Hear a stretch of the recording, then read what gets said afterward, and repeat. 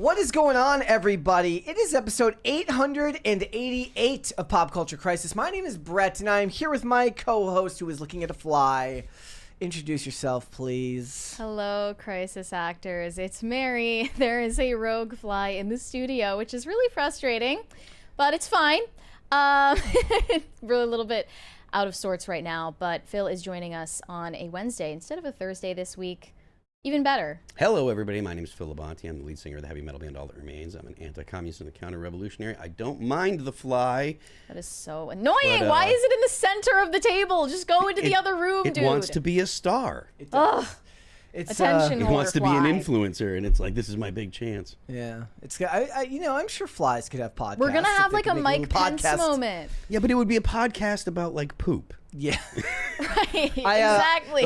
Every episode, just like different kinds of poop. Today we're going to talk about cow dung. I posted like a skating So clip stupid. from like I went skating. It's so dumb. I went skating last night right before dark, and when I skate, I usually have headphones on. And when I listen back to the clips, just you hear cicadas just overpowering the. It's a little. audio. It's like kind of a comforting Sounds. ambient noise, though. Yeah.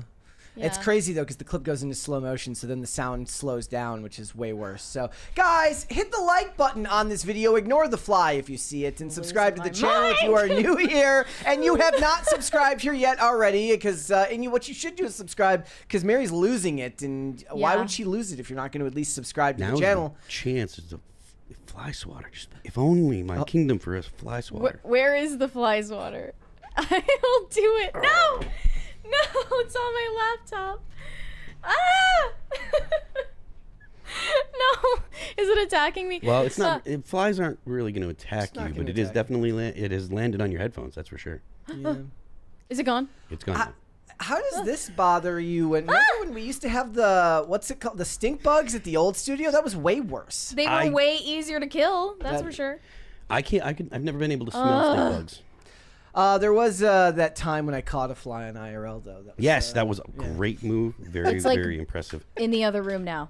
Guys, hit the like button on the video. Subscribe to the channel if you are new here and you have not subscribed here yet already. And remember to share the content out with everybody that you know, including people that you hate. Because when you hate somebody, you can argue with them about the content, which is one of the greatest ways you could help this channel grow. Go into the comment section, argue about whatever the videos are. Speaking of which videos would that be today? Well, tomorrow, after watching this episode, you could argue about Billie Eilish, who was in the news because after we did the topic yesterday about Sydney Sweeney, we ended up, kind of including Billie Eilish in this discussion about the rise in whiteness because of Billie Eilish's comments while in Ireland. So we are going to go more into detail about that. We are also going to talk about Taylor Swift, who has a new album coming out, and also there's some hate coming her way from her ex's mother-in-law, which I find funny and petty. Can you imagine catching strays from your ex's mother? That's rude. Well, I mean, you said she was not an actress, but she produced a TV show, so she's not new to the camera. She's a talk show host, and she was asked about how she feels about her son having a breakup in the public eye with Taylor Swift, and she's like, I'm glad that I don't have that woman in my life. So we've got that. Also, Jamie Lee Curtis wants you to know that makeup and plastic surgery has started a genocide amongst women in Hollywood because they use the word genocide for literally everything these days. Well, they were like, don't you think that's a strong word? And Jamie Lee Curtis was like, yes, it's a strong word, and I used it for a reason. And she just went on this whole tirade about the scourge of plastic surgery on Hollywood faces, especially among women. Words don't mean anything anymore. It was like yesterday when a woman's like, they need to go through their hoe phase. And being a hoe doesn't mean having sex with a bunch of people. Well, what does it mean then? It means doing things for the plot. That is stupid and not accurate. And I'm sick of these people using words that make no sense because they don't actually care about language unless they can use it to abuse and obfuscate the truth. You know what? Yeah. We're off to a rough start. Save that energy for later. It'll be gone by later. Like, my favorite diss on this channel was when somebody goes like, Brett's energy dies at like the 1 hour mark. I was like, damn, valid. Okay, guys. Not going to dispute that. We got a bunch of stuff to get into. You guys ready to go? Yeah, let's do it. Do it. Americans in the West Coast and in Hawaii have just been alerted to a possible tsunami hitting them, and evacuation routes are now being shown to the citizens who need to get out of the area in Maui. And there are several celebrities who own private property on Maui, the second largest island, including Oprah Winfrey. That also includes Jeff Bezos, Owen Wilson, Woody Harrelson, and others.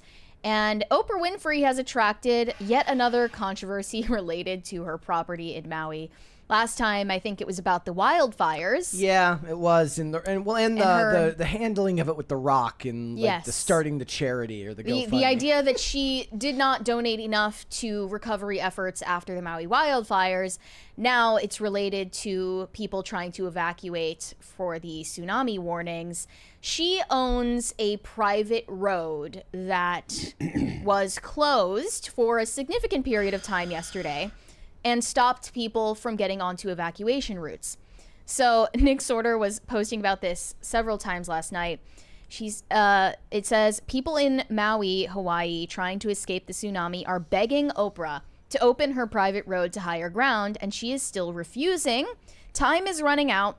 Oprah's road is marked in blue on the map there that he featured. Yep, it's down here. The only other route to higher ground is the red route, which is an entire detour, which is gridlocked. This has, of course, been updated because there is a community note here because she has since opened that road. Yes, she did relent to the intense pressure on social media and did open the road after a lot of backlash. It's worth bearing in mind that if it were not for social media, that road would not be open. There's no way that people would have made enough noise and had enough of an influence over her. A spokesperson for Oprah has issued a statement to the media which said, as soon as we heard the tsunami warnings, we contacted local law enforcement and FEMA to ensure the road was opened. Any reports otherwise are false. And this was also backed up by the Maui Police Department. They said that the road was eventually opened. But I wanted to show this TikTok of a guy who's trying to evacuate, and he said, damn, Oprah, open the road to save us. Here we go. The memes that can come out of this will be fantastic. Yeah. Look at this. I think they're trying to open Oprah's road. Like, imagine just drowning violently because Oprah wasn't willing to let the peasants on her property. All the way up country, bro. All the way up country. She got it all to herself. And everybody trying to get in. Cops trying to open it. Nope. Still closed. Wouldn't they have like some type of emergency like authorization to open that road? Well, he said the police were trying to open it. Road from Wailea all the way up country, which is the safe zone. And she won't even save us. Now, I don't know that, but road's still closed. People are still passing it, and we're still stuck. Bro's got face tattoos, huh? I mean, stuck, and a tsunami is coming. I have an hour and a half until it hits, so we're getting there. And I'm still in Kie. Kalui is the low. Damn, Oprah. Like, she does seem like the type of elitist celebrity who actually wouldn't care if people died because of her negligence. She's like, I don't know if I want like tires on my road. The tire marks are so ugly. Like, it's going to lower my property value. We have a 20 from Cesario JPN. With Ohana in Hawaii, it's amusing and sad about the discourse and conspiracy theories surrounding Oprah and the wildfires. Takes away from recovery, the upside is that Hawaii is not as stupid as California with the rebuilding. Well, let's thankfully. Yeah. Surprised that more celebrities didn't get wrapped up in similar controversies over the LA wildfires earlier this year. Yeah, didn't I see that they were that they are going to build like low-income housing at the Pacific Palisades? All that conspiracy ended up being true. Yeah, not surprised at all. There was tweets that people shared, and then Breitbart collected, where somebody says people running for their lives, and Oprah won't open the gate because she owns the road and the route out of danger. And you people admire her, you seek her out, you buy her propaganda. I don't mean to be rude, but that's idiotic. But does anyone idolize Oprah anymore? Yeah, that seems a little bit, especially after her Ozempic about face. Maybe that's why. Maybe she does like Pilates up there on that road, and she just doesn't want people watching. She's not fat anymore, but she has a fat ego. Yeah, that's for sure. I see these stories, and I think that Hawaii is some type of breeding ground for stupidity for Oprah specifically. Like, she needs to maybe move. I'm sure she's got property in multiple states and countries, but maybe spend more of your time back in California. But she was one of the celebrities who was the absolute worst during the pandemic, making videos preaching to people about how they need to stay home and save lives in her mansion, which reportedly she rarely ever leaves. Yeah, I always those were my favorite videos during the pandemic. Her mansion in Hawaii. In California. Oh, in California. Yeah. My favorite videos during the pandemic. What was the topic we covered where it was during one of the Nickelodeon scandals and they had to like go outside and post a video in something that didn't look like they were rich? Who was that? It was the husband and the wife. Oh, I believe it was Ashton Kutcher and Mila Kunis who recorded an apology for backing what's his name?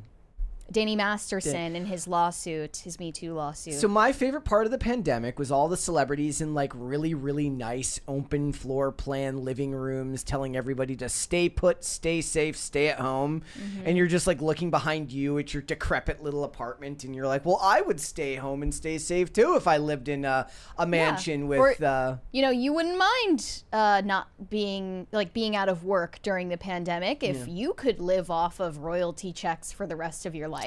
That was it's funny how Gal Gadot just completely got away with the Imagine scandal. That was crazy. I mean, let's people be totally fair. memory hold that she was to blame for the Imagine scandal. She's hated for other reasons, like for being Israeli. For being her for the Imagine video, not for being Israeli. That's a way better reason to hate Gal Gadot. I mean, and she's really not great at acting. I can't hate Gal Gadot. Yeah.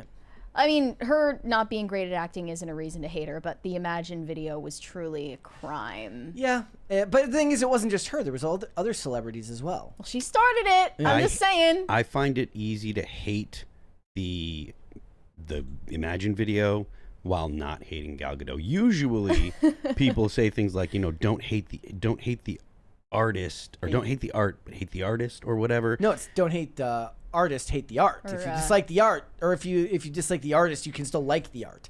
Love the sinner, hate the sin. Yeah, maybe. Perhaps separate art from the artist. When it comes to Gal Gadot, and Rage Against the Machine, it's like the exact opposite. So I don't like Rage Against the Machine because of their politics, but their music is great.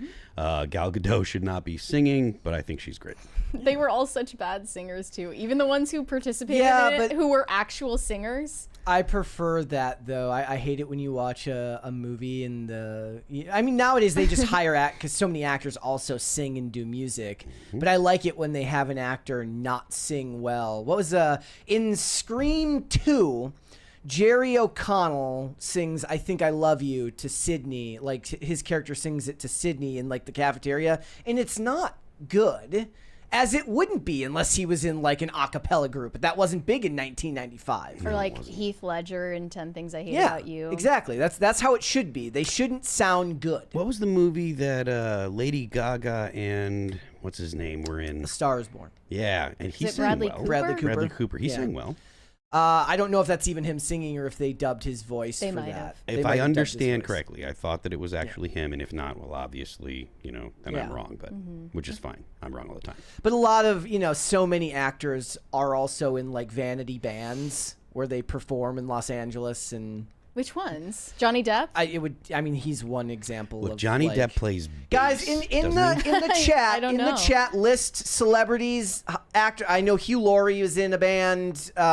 Name actors in their vanity bands. Form a pop group. But that's Get some friends. You know, they do that in their free time. There's a lot of actors that play in bands, and I believe Keanu Reeves plays in a band. Yes, he does. And I believe that Johnny Depp plays in a band. I think both of them play bass. And again, this is a situation they're saying where Bradley Cooper sang the song himself. I like their acting. Both of them, I think, are you know, good actors, and I like a lot of the roles that they played in movies they made. Bass players like that are not musicians. Oh, Jared Leto is an example of a guy who's also a singer or also in a band, but he's not like in a vanity band. 30 Seconds to Mars was a legitimately huge band. Jared Leto is a legitimate singer. The man has an amazing voice, super powerful. How else would you start a cult? Fair enough. He's a great singer, got a great voice, got great screamer, so good for him. But like, look, the bass is nicknamed the 4-string moron machine for a reason. Never heard that one before. Did you say that the bass isn't an instrument, or did you say bassists aren't musicians? Bassists are not musicians. Unless they play something else. Unless they play something else. There are plenty of musicians out there that play bass as well as other instruments. They're musicians. If all you play is a 4-string bass, you are probably just there to fill the spot. Well, I don't know, Jack because Black has I'm not band. qualified to singer. talk about this. I would be shit at playing a bass, so I have to at least commend them. You know, for that. you might think that. A lot of people would be like, oh, well, Mary's too small. Basses are long, blah, blah, blah. Our bass player, All That Remains had a bass player named Jeannie Sagan. She was in the band for like 10 years, like for a long, long time. And she was no bigger than Mary, had the same small paws and everything. And she was perfectly adequate playing bass. Oprah, however, should go and learn an instrument and open her gate. That's what she should do. She should. All right. Let's move on. So Joey Swoll is an extremely popular fitness influencer. He makes a lot of content about gym positivity, and he's made a lot of call-out videos for people who create a toxic environment at the gym, making social media content in there and causing drama.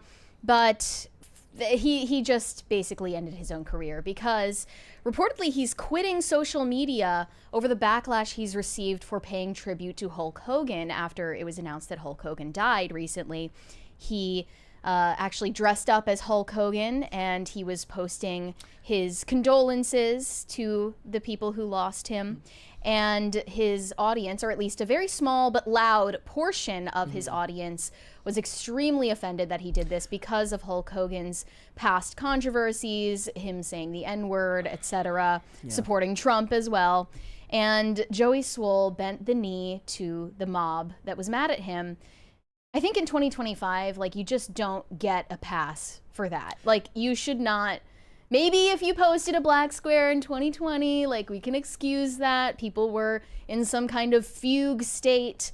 But in 2025, to make an apology video like this, which we're about to show, yeah, I don't know if we can look past that. I think that there is something to be said about people who don't live in a space that acknowledges the left-right paradigm all the time and aren't constantly kind of put on their back legs, worrying about what people think about them. Most of his career is calling out other people for bad behavior, so he was put in the hot seat in a way that is even beyond just gym content. This went extremely political very fast. I'm not surprised by this at all, given the size of his platform.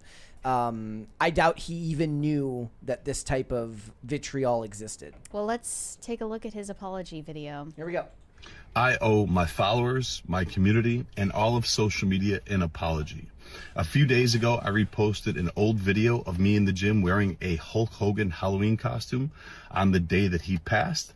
Last night in my live stream, a lot of people expressed how upset and frustrated they were with me that I had posted that. Instead of listening and understanding like I should have, I became defensive and said that I was posting to celebrate the wrestling icon, the person that so many of us looked up to as kids that we grew up with, that made us tear our shirts and take our vitamins and say our prayers. I didn't know to the extent of all the horrible things that he had done. Since last night, I have done a lot of research, talked to a few people, and learned all of the horrible, horrible things that that man has done, which is way more than just making a mistake and being human. So because of that, I have taken the videos down, and I apologize to anybody that I offended. I am sorry. Also, during last night's live stream, I used the word colored instead of saying person of color, which is a very outdated, very offensive term. A few moments later, somebody educated me and told me that it wasn't okay to use that, which I immediately apologized to everyone and said I would never do that again. So once again, to anybody that I offended, I am sorry. You know, my whole page, my whole brand is based on holding people accountable and doing better. I would be a hypocrite if I didn't hold myself to the same standards. I am human, I am still growing, I am still learning, and I promise all of you, I will do better. I have nothing but love and kindness in my heart. I will continue to try to make the world a better place. And once again, to everybody, I apologize. And of course, what do we think the response is from the people who were offended? Is this good enough? They wanted to burn him at the stake. Shocking. Well, this is the caption. I want to believe this is a genuine apology, but it comes off more like damage control. The TikTok video spoke volumes about your true feelings toward people of color. It shouldn't take 2 rounds of backlash for you to educate yourself. This is kind of what I mean, which is that he had no idea what he was getting himself into in this respect. No. And the sad thing is I do think that he operates from a place of wanting to actually earnestly do better. And the internet isn't a place to do that. The internet, unfortunately, has created an environment where you have to take your position, plant your flag, and then not apologize, because you cannot apologize to whole groups of people. You can apologize to individuals, but it doesn't work to apologize to whole groups of people, because not every person in the group is going to accept your apology. In fact, most people won't. Well, there was nothing to apologize for in the first place. No, but that's not the point. but- I'm operating under his paradigm here, which is the idea that he felt that there was something he needed to apologize for. We obviously don't believe that there was. Yeah. But he did. And he didn't understand that that's never going to work. Apologizing to large groups never works. And he got dragged into a deeply political arena that I don't think he's used to operating in. Yeah. And now that the apology has not been accepted by the cancel mob that was coming after him, he has decided, at least for now, but he says permanently, step away from social media. This is what he followed up with on X. All the good I've done, all the people I've helped, all for nothing. I truly hope all the people I've inspired do great things in their life and pay it forward to help others and carry on my message. But no matter how much good you do, people just wait for a reason to hate you and tear you down. You either die a hero or live long enough to be the villain. Thank you for your support. I am done. A lot of people upset with me, calling me weak and a quitter or worse. Well, this is weak behavior. They're not wrong, and I deserve it. But just so we're clear, you can walk a mile in my shoes. They sent messages telling me they know where I live and they were going to unalive me. That's fine, I can handle that. It's not the first time. Then they went after my GF, my business partner, and then found my sister's number and text messaged her. That made me furious and disgusted with people. I lost it. So yeah, maybe I am done with social media or need to take a break and get my head right. But I will say there are so many incredible people being supportive and telling me how much I've helped them to be stronger and keep fighting. Thank you to everyone even those giving me a kick in the ass, telling me to stop being weak and a quitter. You need to hear it once in a while. I just need to breathe. So it's twofold. The people he apologized to were never going to accept his apology.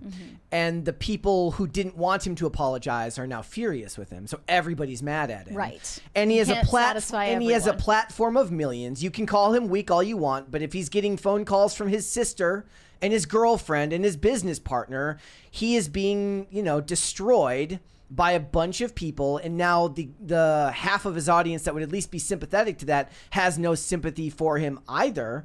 I do. In a way, like, I feel bad for him because he got dragged into something without understanding what he was getting dragged into. You guys can call him weak all you want. Maybe he is, but if he's got a subscriber count in the millions, and if you've got 15, 20, 30, 40 people sending you death threats and calling your business partners, trying to get you in trouble, that's an assault on the senses when it's the first time that's happened to you. So I don't dismiss this out of hand or just hand waved away, but I understand why the people are. But what it is it wakes him up to the idea that the internet really is a callous place. And all the people that would have defended you, they weren't going to defend you because they liked you. They were going to defend you because they don't like the people that you're standing up against. This isn't a world for friends. It's almost just as bad as the people who say they want allies, which is a bullshit statement to begin with. And both sides do it. Like, they're not going to defend you. If he had not apologized and said, I'm standing on business, they wouldn't have stood up for him because they like him. They're standing up for him because they don't like the people that are mad at him. The internet sucks. Well, it's not. I mean, look, we know that there is a certain type of person that is doing this, and it's not normal people at all. They have a certain political persuasion, and they believe that this is the proper way to try to shape opinion, which means they want you to be afraid. The fact that they'll go after, your family and stuff, I mean, look, man, that's not cool. And if people go after families and stuff like that, that changes the dynamic completely. Bad things happen when that kind of stuff goes on. And, you know, Rick in the chat says it's his fault, Brett. Okay, so it's stupid. It's his fault. It's like, so no, it's his fault that he doesn't have half of an audience to support him anymore because of the people that would have been quote unquote anti-woke would have backed him after a bunch of leftists came after him for his initial comments. Fine, I guess that's true. But it sucks that we live in a world where that's the reality anyways, and that wasn't the reality that he inhabited before this. Yeah. He was making content where women would do gross stuff at the gym, and he'd be like, don't do that. Do it at home. If you're going to make OnlyFans content, do it at home. I'm sure everybody loved him when he was just women, though, was it? No, it was dudes, too. I was like, he called out bad behavior at the gym. But it just proves to you that the only thing that matters to people is that you reinforce what they believe. They were willing to back him as long as he was shaming the people they wanted shamed or saying the things they agreed with. And the sad fact is we were right. You were probably right beforehand, which is like if he had just left this alone, if he had just gotten off the internet for a week, perhaps it would have gone away. But would have like so he says, I'm not apologizing. He doesn't post anything. He's still going to get the calls from his sister. He's still going to get the calls from his business partner. He can't escape the internet now because it's going to be coming to him in the form of phone calls from people who are also getting death threats who he can't hold to the same standard that he holds himself. If he's got millions of subscribers on these various platforms, that's a life he's chosen. That's not the life his family chose. So he was terrorized into this. Yeah, and he's a normie, you're right, to point out that he is just not plugged into the discourse about these issues. This is what we've kind of fallen into because this is the corner of the internet we're in. So we wouldn't expect him to necessarily have the right protocol in response to getting canceled. However, he didn't need to make a statement where he apologizes, nor did he need to make a statement and say, F you to the people who are mad at me. He actually just needed to press forward and continue making the content that has made him popular in the first place, which was the advice given to him by Mike Cernovich in this tweet. The lesson of Joey Swoll is post through it. Then it's over in 12 hours or less. Given the attention span of TikTokers, they always move on to someone else unless you show your neck. Then it's never over. Don't be a prey animal. And this was followed up by Matt Walsh on X. Exactly right. Speaking from experience, 98% of the time you can ignore the outrage mob in a day or two. They'll have gotten bored and moved on. The other 1% of cases may require you to address it, but always address it by doubling down and telling the mob to kiss your ass. This is why the whole crisis PR industry is a scam. The real way to handle a publicity crisis almost always is just to ignore it. Pretend it's not happening. Nobody remembers anything or cares about anything for more than 24 hours. Don't issue statements. Don't explain. Just ignore it. But PR people never recommend that because that would make them useless. And it was pretty clear in the video that he was looking down periodically at a script. And who knows if that script was even written by him or if it was written perhaps by a PR agent. Who knows nothing of what they're talking about. They don't have social media literacy. If they don't understand by 2025 that responding to a controversy, even worse, apologizing for it is not the right call. Again, though, I think the idea there is like he's getting thrown into the deep end if he has to take advice from Mike Cernovich and Matt Walsh, who are lightning rods for controversy online because of the size of their profiles and the type of stuff that they talk about. Right. Like this guy's like, yeah, I'm just making, you know, quasi-positive gym content trying to get people to behave. While these political pundits are at this point seasoned veterans in attracting controversies. In fact, it's actually what they aim to do.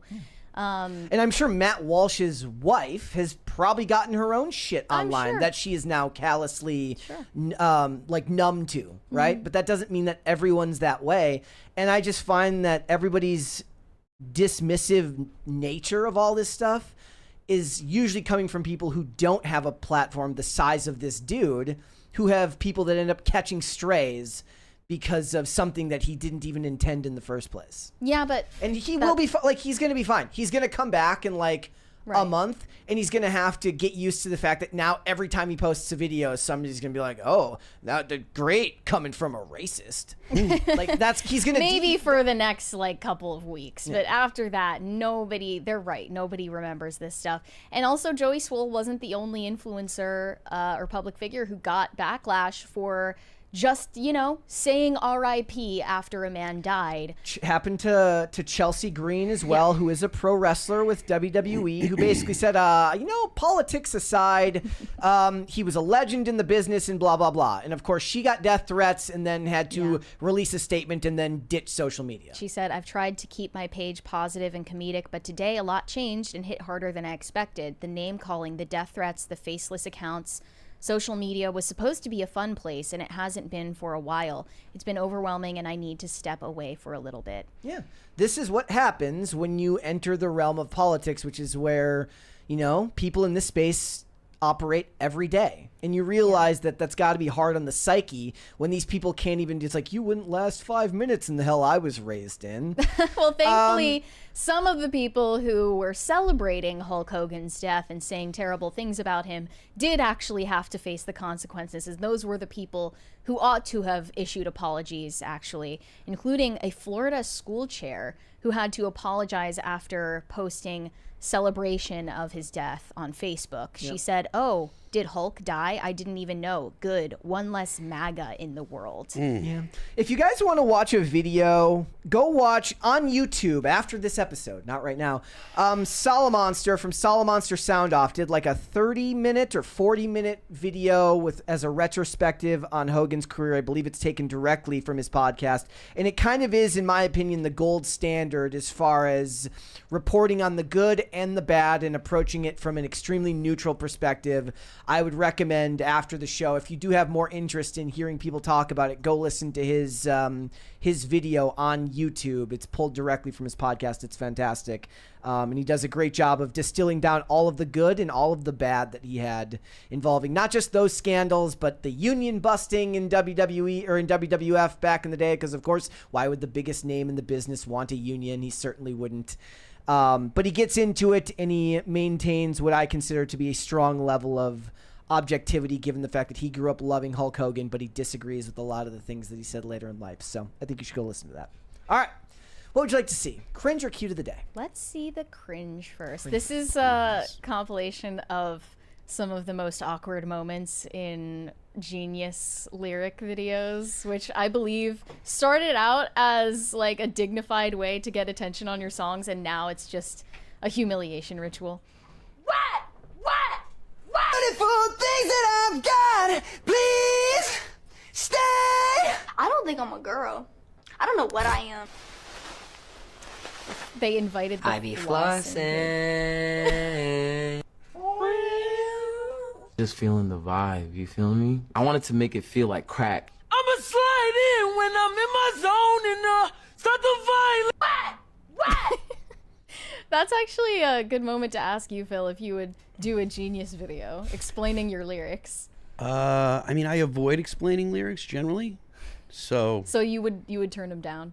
Maybe, I don't know. I remember, it depends on like what kind of exposure you can expect. Yeah. Depeche Mode said like they refuse to acknowledge like the meaning of any of their lyrics except for like a couple of very specific songs. Otherwise, they leave it up for interpretation. Mm-hmm. That's what I try to do. Yeah. Like the songs that are obviously about like women or whatever relationships, those are, they're generally pretty obvious. But then when it comes to other stuff, I avoid trying to tell people exactly what it is, because when you write a song and you put it out there, the people that listen to it and love it, they associate it with themselves and with a time in their life and with where they were. And if you tell them that, oh, this is what I was thinking, you might be actually taking something from the listener, and I don't want to take anything away from the listener. If you once you make a song, once you listen to a song and fall in love with it, it becomes yours. Like the meaning is the meaning that you find. And it's a little, I know it's a little on the postmodern side, but at the same time, like I don't want to take anything away from the listener, because if people enjoy it, I want them to enjoy the song for the reasons that they enjoy it. Well, it's like when they talk about people liking characters characters in The Boys, and then they get mad and tell you that you're wrong for liking it that way. They don't want you. It's weird how they may be postmodern in other respects, but when it comes to those characters that are supposedly criticizing, have you seen the controversy around the creation of like Charlie Kirk is going to be in the new South Park episode? Oh. And they're making fun of you, but they're no pissed idea. at him for reposting the picture because it's awesome. Like, they're mad that he's not mad at them. Did they say something? No, other people are saying to him, they're Fans making of fun the of you. show They're are making mad? fun of you, Charlie. Oh, I see. And he's like, they're mad that he's not mad at them. They're Oh, making fun yeah. of you. Get mad. Yeah. Do They're something. Do the thing. Do the Well, I thing we mean, wanted you to do. Look, that's what South Park does, is make fun of people. Like, Yeah. it's like we talked about this a little bit last night, and it's like that's one of the greatest compliments you can get is to not only be a character in South Park, but to have Cartman be you. Right, like they're literally having one of the funniest, and obviously he's the bad guy of the four kids and stuff. That's fine, but like they're having Cartman be him, and that's like one of the biggest compliments you can get. You get to be a recurring character that is one of the main characters. So I think it's funny. Mockery is a form of flattery often. All right, so let's do cute of the day. This one's from Bandito. My border collie puppy I'm getting in a few months was just born. Hold on. Aw, Can't see.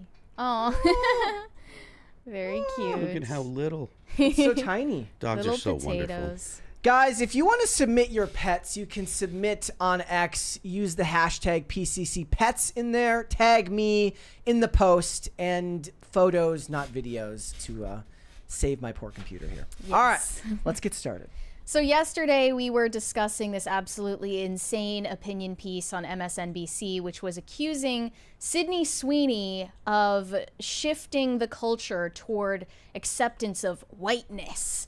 And Billie Eilish, unfortunately, has been dragged into this controversy because of a recent comment that she made at a concert in Ireland. We discussed it briefly yesterday, but I've noticed it really catching on TikTok specifically. People are furious at Billie Eilish for telling this Irish audience that she feels like it's really cool that all of them look exactly like her because she is of Irish descent.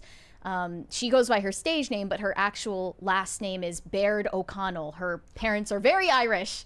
Not that she was born there, she's from there, which she did clarify, but let's just show that video again for those of you who may have missed it yesterday. It's like the most Irish name I've ever heard in my entire life. Close.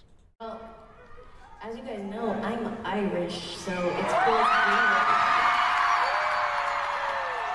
Honestly, I am not from here, obviously, but it's really cool to come somewhere and like everybody looks exactly like you. Yeah. End up in a Tom Clancy movie. She might as well have just zigged the Heil, right? Well, no. I mean, they're going to start making IRA ads with her in them. That's what they'll do. Well, I've learned since yesterday that she actually made similar comments at a concert in Ireland back in 2023 that didn't catch as much flack for some reason. And also, I learned that this was clipped a little bit out of context because Of just course. after the clip ends, she did make a joke about how everyone in the audience is like just as pasty and white as her. I mean, we knew But- that she wasn't actually saying anything. It was that. slightly It's- self-deprecating at the end of what she said, but they didn't include that. And this snippet is getting a lot of backlash. Not on X, of course, because the general audience on X is going to celebrate a comment like this, but on TikTok, a lot of people are saying, like, I'm never listening to Billie Eilish's music again. This is disgusting. She's clearly a covert white supremacist.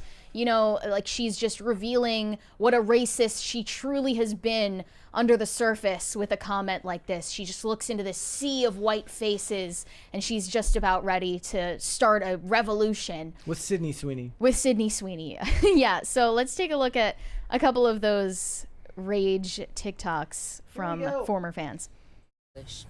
What exactly do you mean when you say I feel so She's wearing seen a Tuck because Frump everyone in this shirt. crowd looks exactly like me?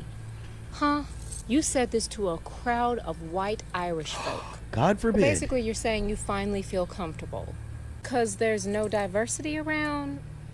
Girl. At that point, just say you feel safe in a sea of whiteness and move on. See, this is what happens when whiteness mistakes erasure for peace. You done built your whole brand off of sad girl trap beats, black streetwear, and Gen Z queerness. You've been cosplaying our culture while walking through the door with white privilege. Now that you're in a white-ass crowd, you want to act like you've discovered your soul? It's giving oppressed in America because there's too much melanin at the local Target.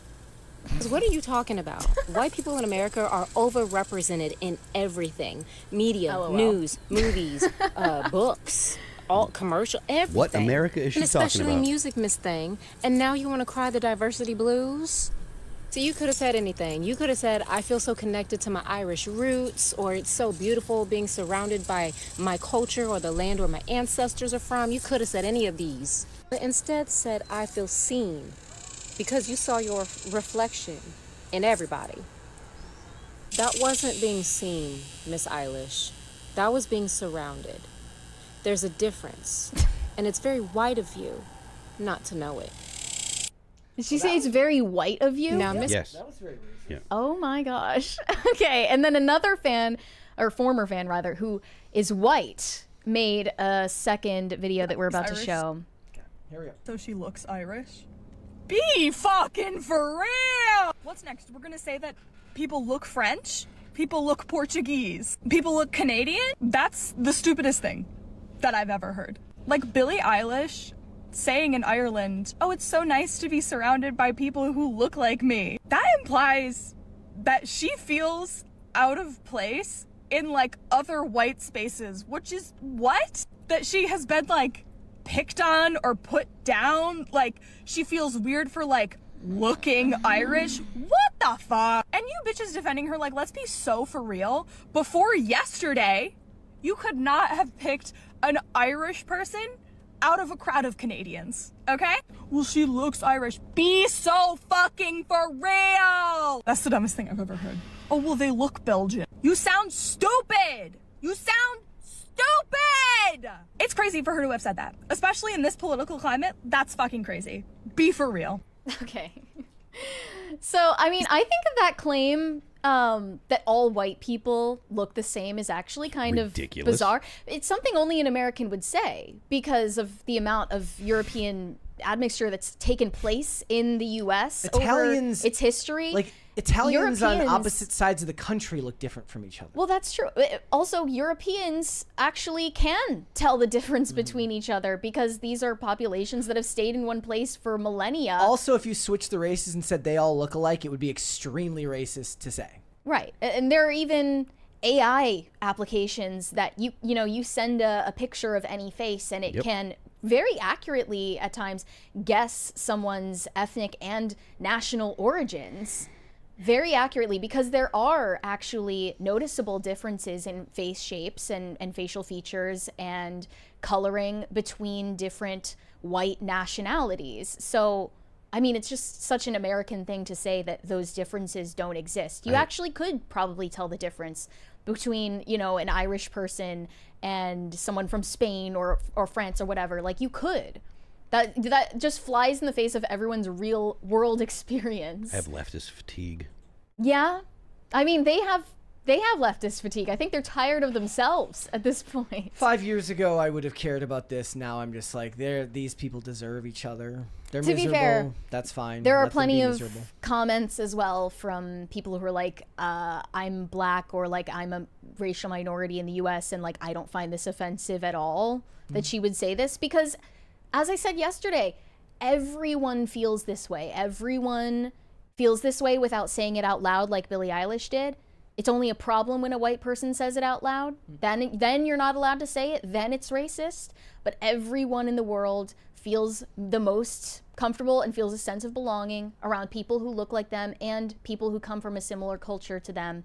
And that also goes for people of Irish descent in the US because they lived in enclaves for a long time. Like, they were actually, at a certain time in our country's history, reviled because they assimilated slower than other groups. Yeah. That goes for Germans as well. There was a lot of anti-German bigotry in the US at a certain point in history that has now been forgotten. At first, we were mostly English, And then later on, you saw Germans, Irish, and Italian, and other European nations settling here. I saw a pretty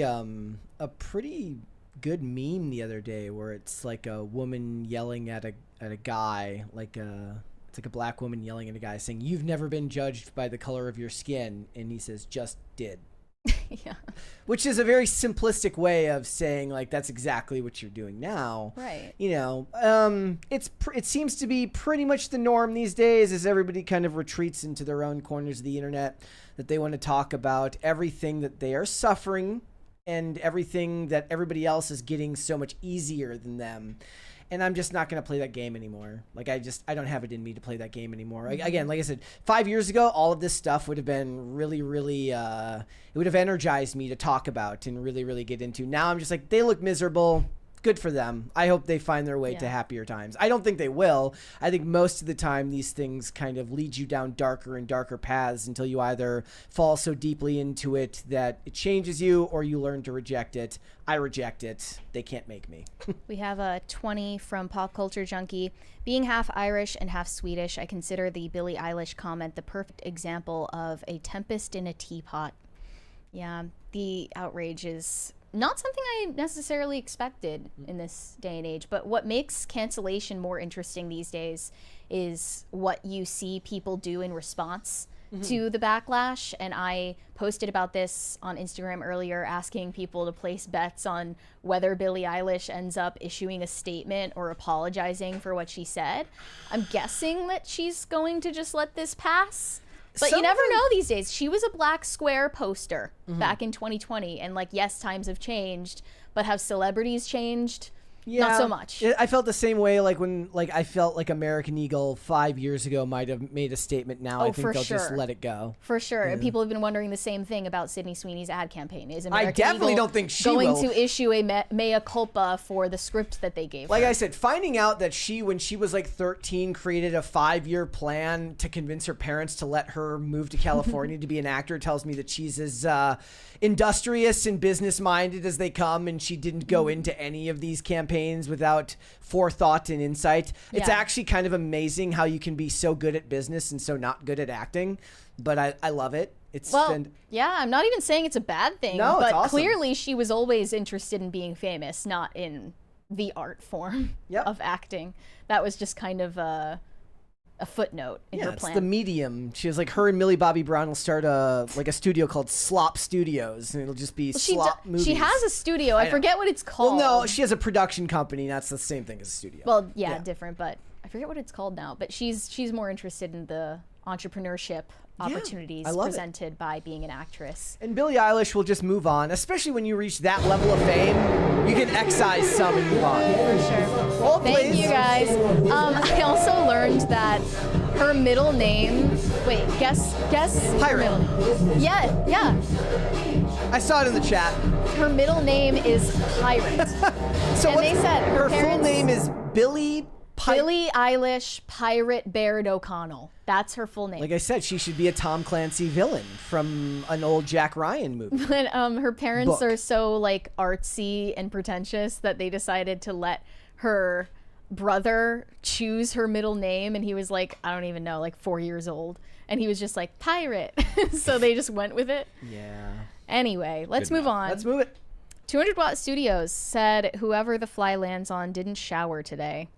False allegations. These flies are on one. High Voltage 75 said Mary wouldn't survive 5 minutes on a camping trip.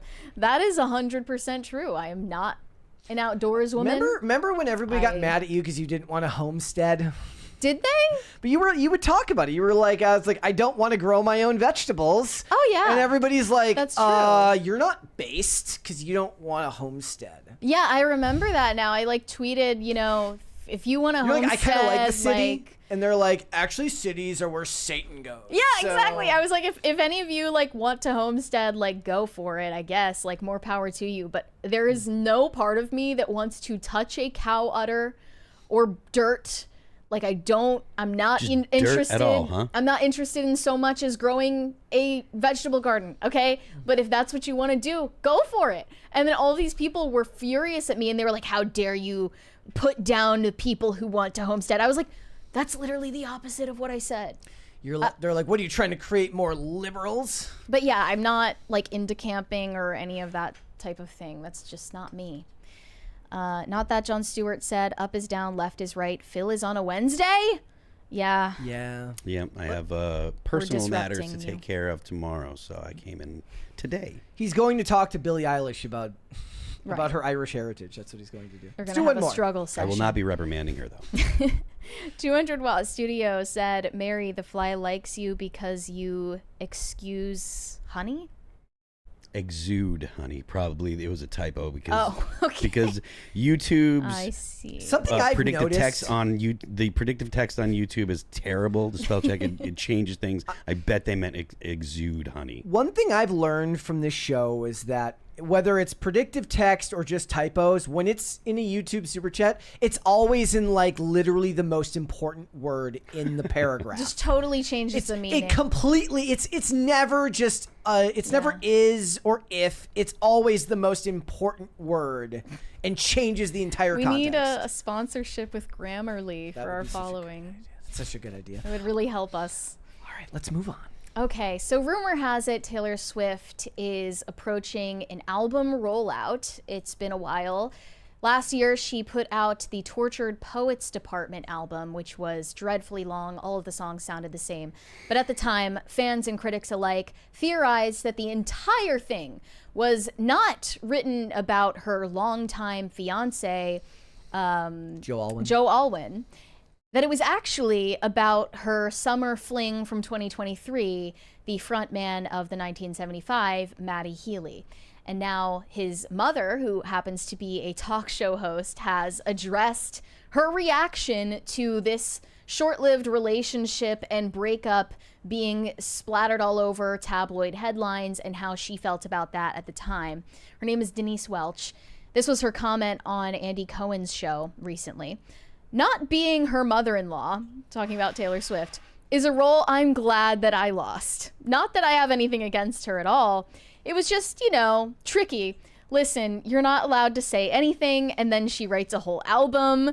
Matty is taking it all in completely good grace. He's very happy with his amazing fiance. And yeah, since the album came out, he has been engaged to a woman named Gabriette and seems to be happy. But yeah, she basically confirmed the rumors that Taylor Swift's entire 30-song album was about a 2-month-long relationship that barely even took there was no.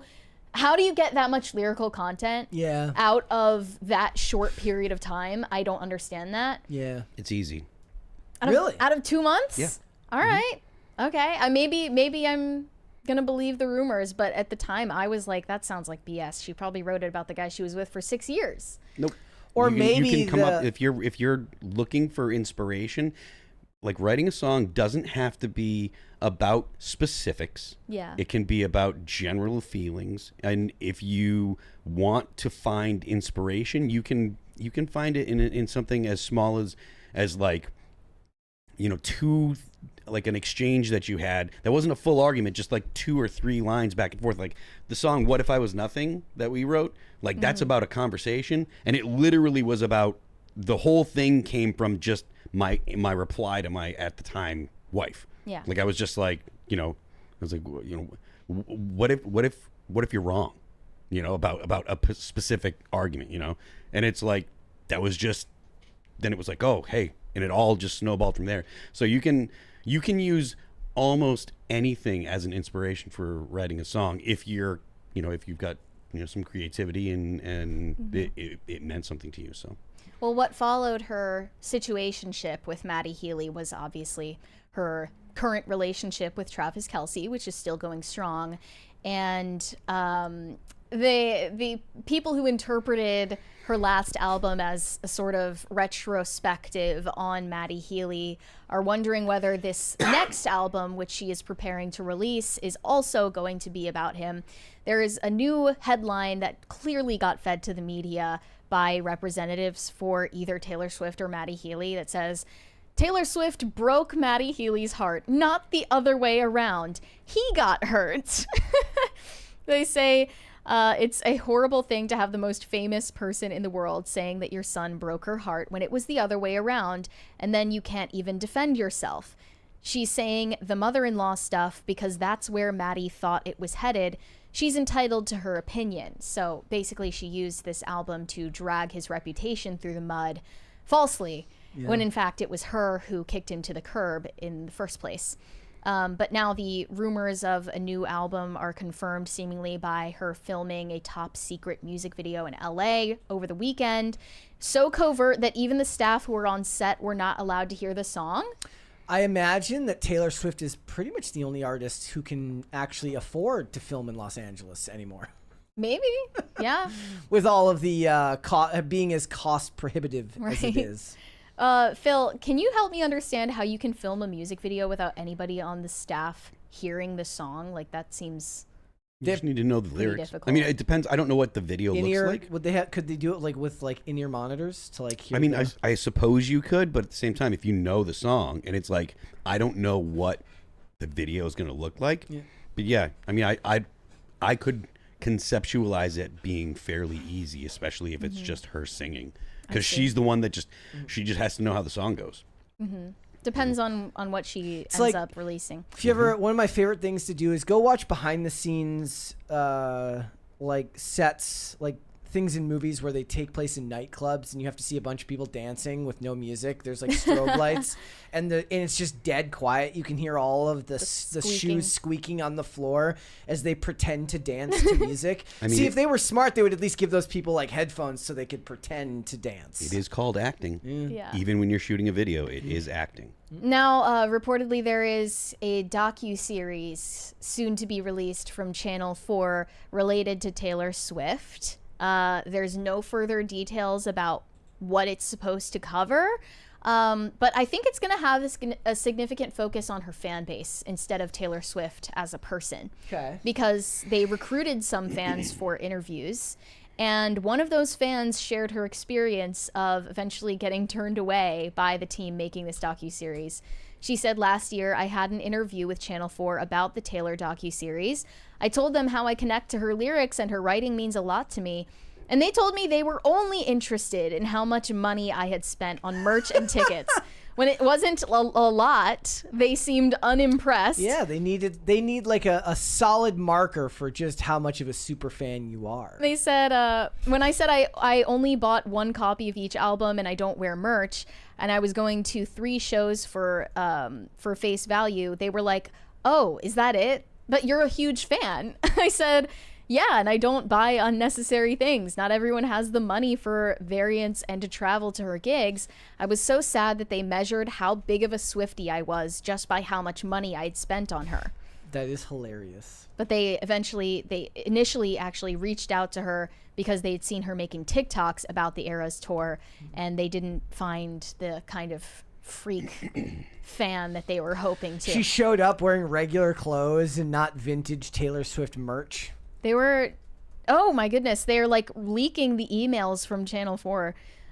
They said they were developing a docu-series for a major streamer with the hugely successful Chicken Shop date host Amelia de Moldenberg about superfans and fandoms. So maybe it's not even solely about Taylor Swift. It's more about fandom culture and like stan Twitter culture. It's going to be I find way more interesting. Pop bass and pop crave. I want to peer into the horrifying lives of people who spend 12 hours a day on stan Twitter. Yeah. Like that interests me far more than watching a docuseries about Taylor Swift.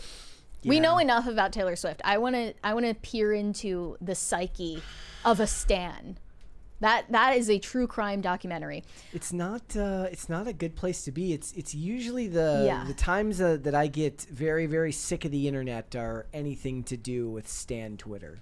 They're deranged. Yeah, they 100%. really are. I mean, it's called stan Twitter for a reason. Though if you want, look, if I'm guessing that if you're watching the show, you're pretty politically active. If you want a funny respite from your normal consumption of politics, go follow Pop Crave and Pop Bass and read the comments on their political posts. It is the funniest thing you will ever, I'm the 80 IQ person on this show. If you're looking for the 65 IQ people, it's like, you know, so-and-so called Trump a fascist. Oh, he ended him.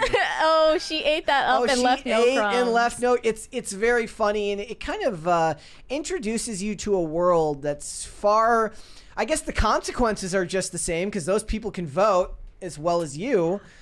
But it is a far less serious world and a far funnier world if you go and read it. You just have to be in a good mood. Otherwise, it's really depressing. They're usually like women in their 20s or 30s who act like 12-year-olds. Yes. But since you mentioned the followers of accounts like Pop Crave or Pop Base, I'll mention one of the lingo terms that they use is like explain in pop terms. Anytime I love that one. That something is relatively complicated or business related. If there isn't a generally understandable reason, like outcome, like if it doesn't say like Donald Trump did this bad thing, if there's then it no says like explain in pop terms. Absolute correct like answer to a question, they're gonna say explain in pop terms. So I'm actually going to use that now, and I'm gonna ask Phil, if you could explain something to me in pop terms from your knowledge of the music industry. There was this headline: Taylor Swift's label UMG has filed to sell its stock market shares in the US, and that would include Taylor Swift, since you know she's on the label.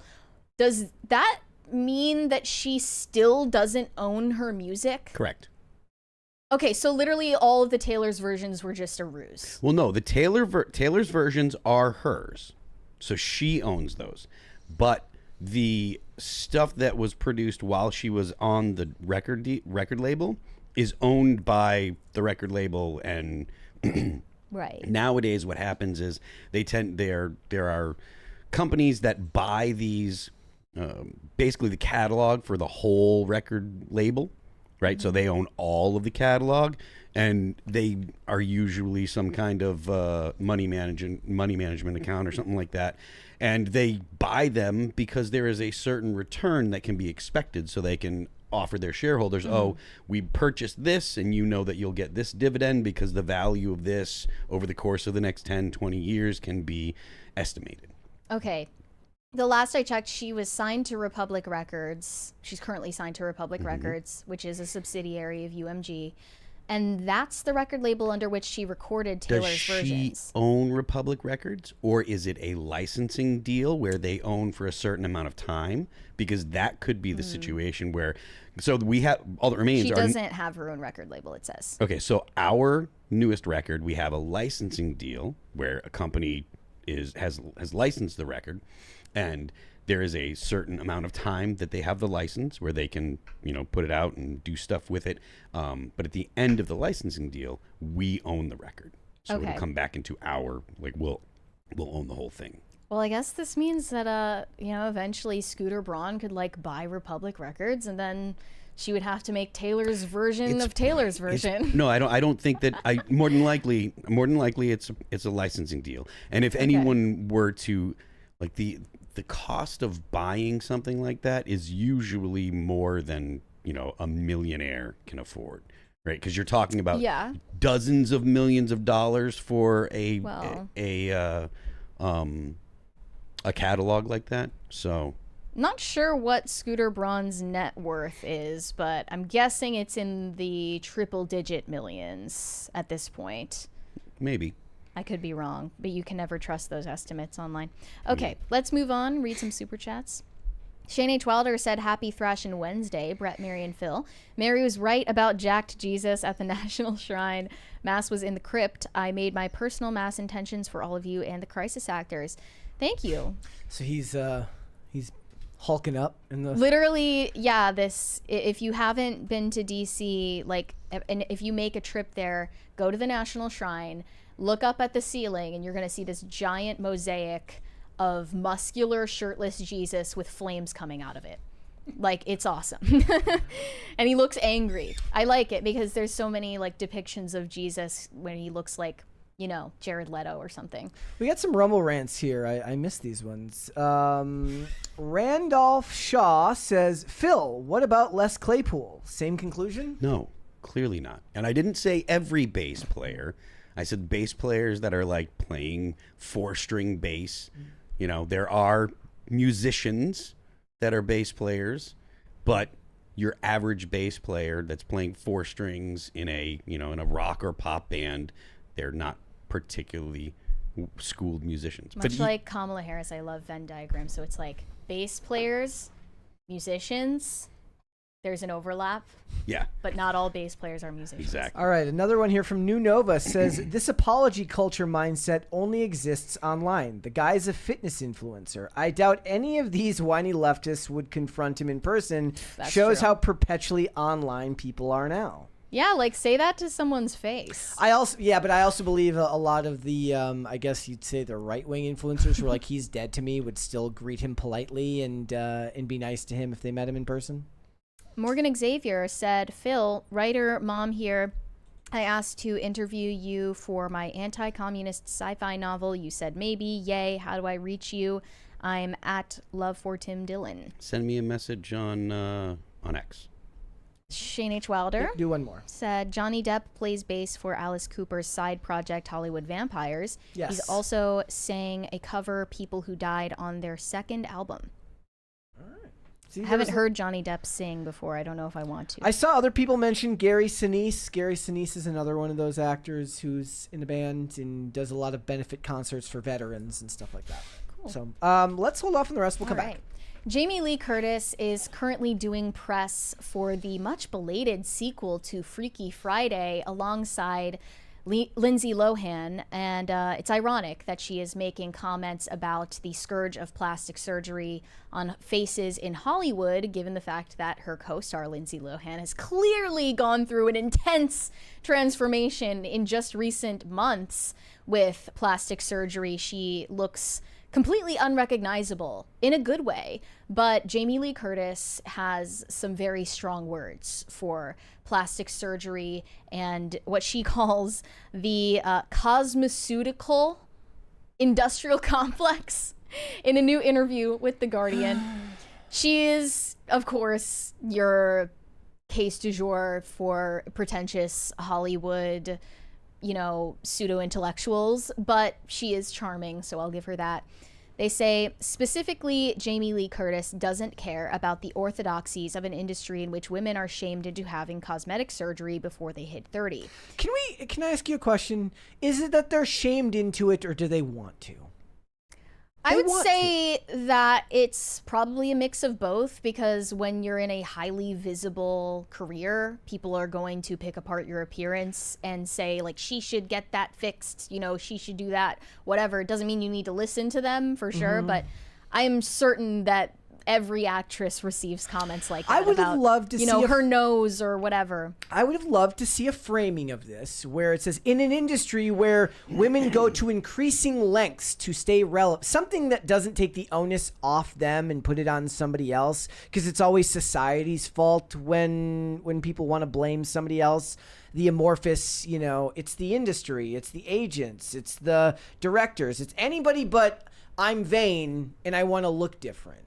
And I just feel like there's a way to phrase that opening paragraph that would maybe be a little bit more kind to the truth. To be fair, that's the journalist's words. That's I understand. Jamie Lee Curtis, but she did talk about her experience of going under the knife at 25 years old. Yeah, no, I meant she said, I would have preferred the journalist to have taken a different approach. Continue. Jamie Lee Curtis has spoken of having a procedure herself at 25, following a comment made on the set of a film that her eyes were baggy. So this is from someone within her industry who said this to her face.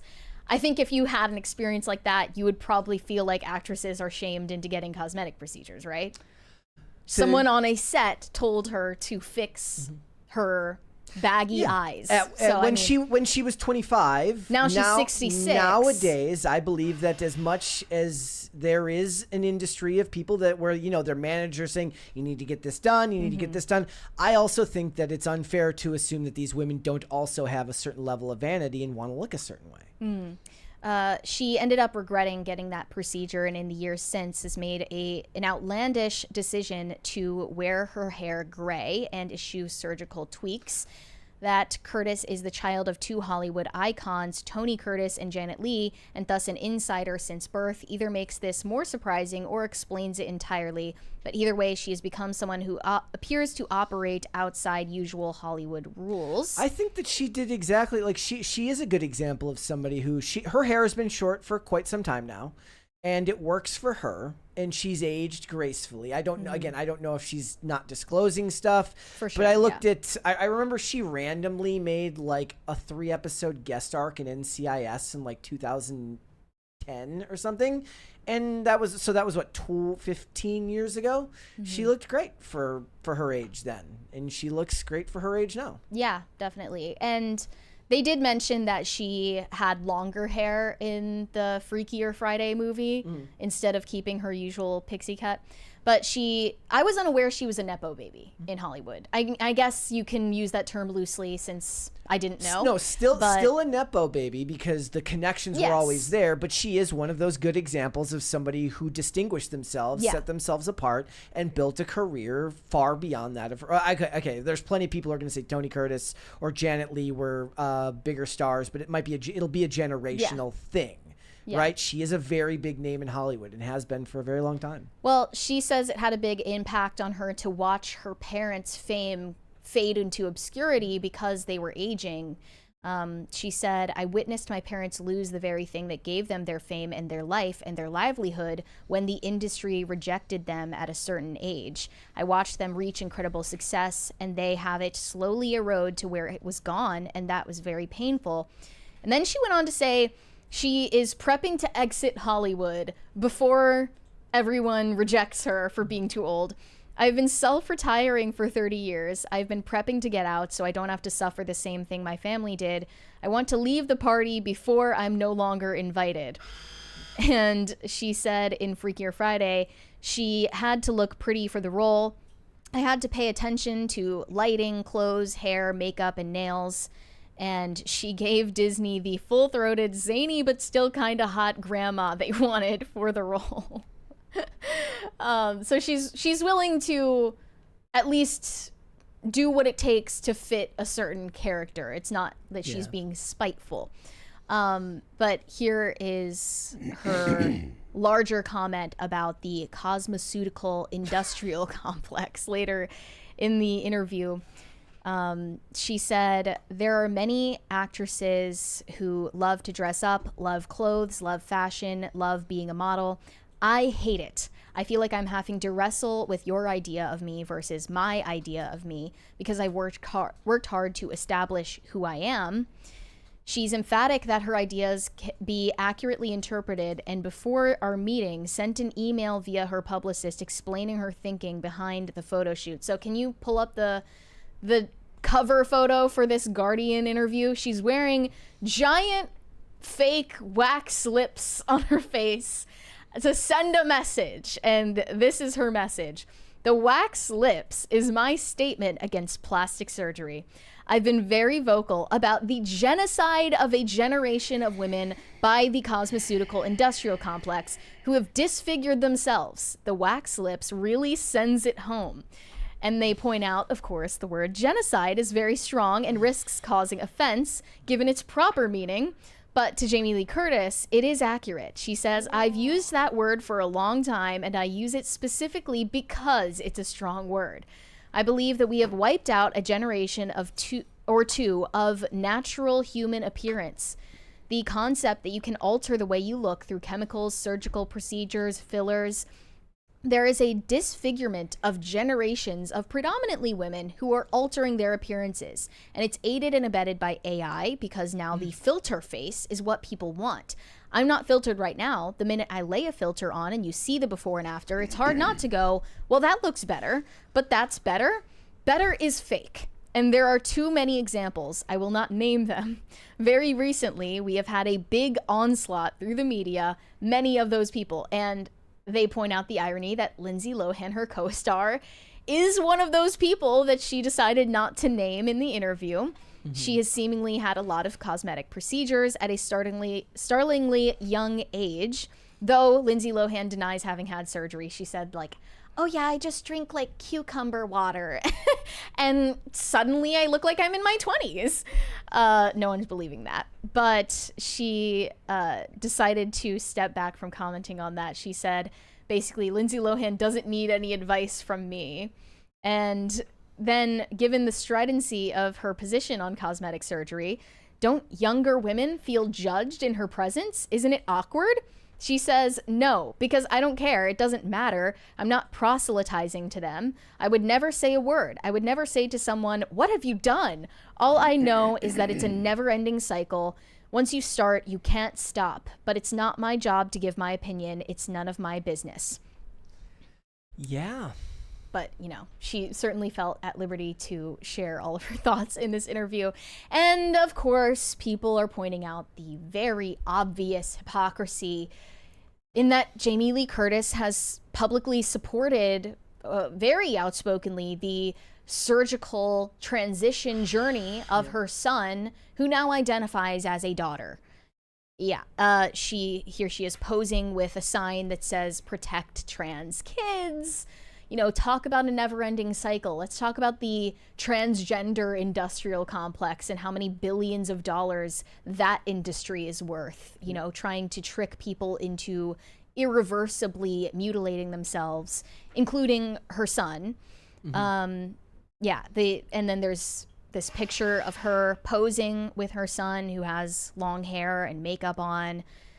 Yeah, obviously the message is just not gonna land from you, of all people. By the way, just throwing this out there, I haven't been able to get this off my mind. Did we ever find out why Lindsay Lohan tried to kidnap a child? No, I saw people mentioning in the video that, like, I wish we could find out if she was drunk or something, because I would, you know, what happened with that? Or did we ever find out, for instance, why Jamie Lee Curtis had disturbing imagery of children in her office that was publicly photographed? All of that aside, there are also people on the left who think that Jamie Lee Curtis is just way too blunt and that she's kind of an asshole. And this one video of her on a red carpet telling these theater gays to quiet down is getting a lot of negative attention right now. Underrated line. I'm not talking to you, bitch. Yeah. We're quoting Julia Roberts. Bring the whole fucking thing. You're gonna hate this show. We'll sit you in the back. I can't help it. Rafters. Maybe you could bring it up. Bring the whole thing down. Like, I do kind of like, she has a charm and a wit about her. Yeah, in a way. And it's kind of something that you're not going to see in newer generations. I do want to point out, even though she's clearly crazy. You know, she's 66, it said. Her at 66 and Jennifer Beals at 61. Wild. Do you think Jennifer Beals got cosmetic procedures done? I am sure she's had some very, very expensive, very, very well hidden aesthetic work done. But she'll always be, to me, the gold standard of one who doesn't look utterly fake. It doesn't look stretched and pulled back. It seems like it was done very, very well, and that's you know. But the thing is that almost makes Jamie Lee Curtis's more admirable, because then she just let it happen and went with it. The short hair works for her. She could very well be a hypocrite and not be disclosing things. But I also think it's partially because I felt like once she got out of her 20s, she kind of looked perpetually old. I remember in Halloween H2O, I was just like, she looks 40 there. She looks. How old is she? I don't know how. So in her 30s? Halloween H2O, she would have been in her 40s, but she's looked this age to me for years, even though she doesn't look like this anymore. My first exposure to her was not in the original Halloween from 1978. It was from many, many decades after that. She kind of just paused. I didn't grow up with her when she was, you know, the original one of the original Scream Queens. So, well, Lindsay Lohan has had, by far, to me, the most shocking plastic surgery transformation and the most well done and probably one of the most expensive. And you can credit that to deep plane facelifts, where they lift the muscle inside your face individually instead of your skin, and also allegedly injections of corpse fat, like actual fat from cadavers, instead of filler. I heard a story about what is it?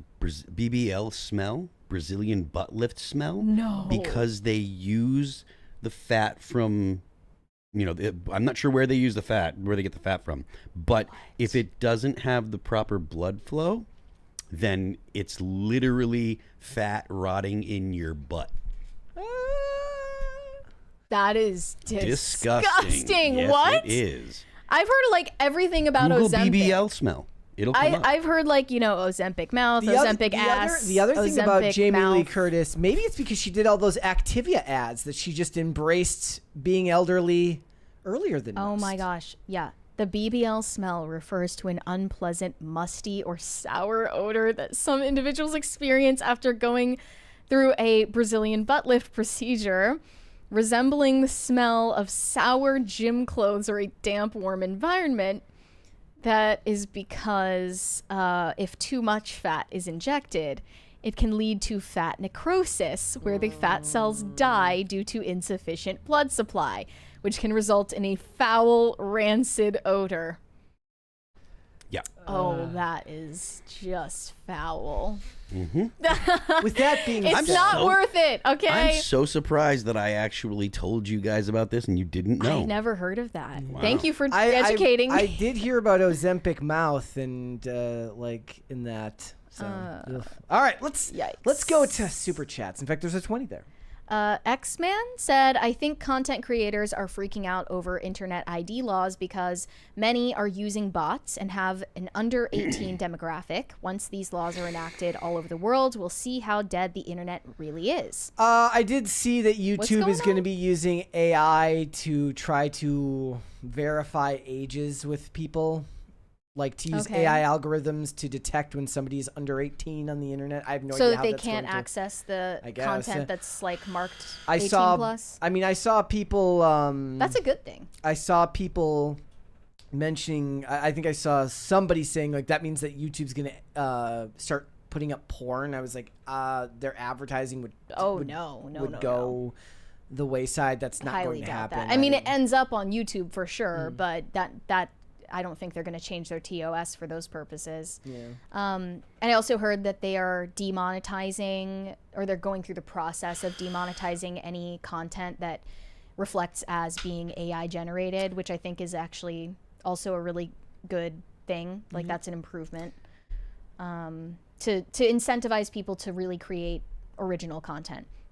Sorenko Production said, it's always horrible things, but never what the horrible thing actually was. In regard to Hulk Hogan, guess the roids really did shrink his cojones. You never apologize. That's the funny thing about Hulk Hogan is one of the reasons everybody in wrestling remains so mad at him is after the controversy, he came back and gave like a non-apology to the locker room, where he basically he didn't apologize for what he said. He said, beware of being recorded. Yeah. Like, he didn't actually show any contrition to Lessons anybody. learned. Ironically enough, he might have, Mark Henry might not still hate him so much if he had actually apologized, but a lot of people didn't view what he said as sufficient, that he wasn't apologizing. He was just angry he got caught. Yeah. Well, I mean, I don't blame him. If any of us were in that situation, you'd be mad at the people who are trying to ruin your life over it. But the thing is, though, is that's not the point of a locker room moment like that. The point of that is to re-ingratiate yourself to the people around you, and honesty is not what they're looking for. Their humility and the willingness to say that you were wrong, even if you don't necessarily believe so, is something that they believe you should sacrifice for the sake of the locker room, and that's something he just wasn't willing to do.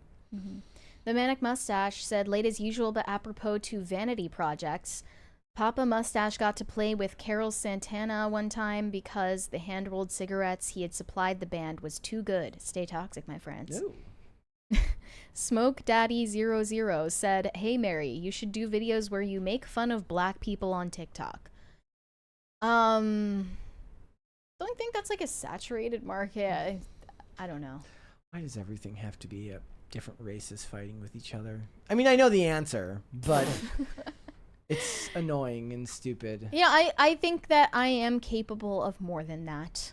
I'll have you know. Morgan Xavier said, Phil, I'm sure you love the premise for my story as it heavily focuses on music. My chapter titles are songs and my humans get to play Earth music for aliens. Cool.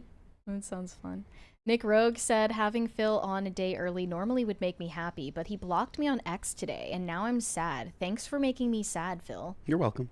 Do you block people often? If they're rude, yeah. Like Well, I guess this guy was rude. I ascribe to the Michael Malice idea on X.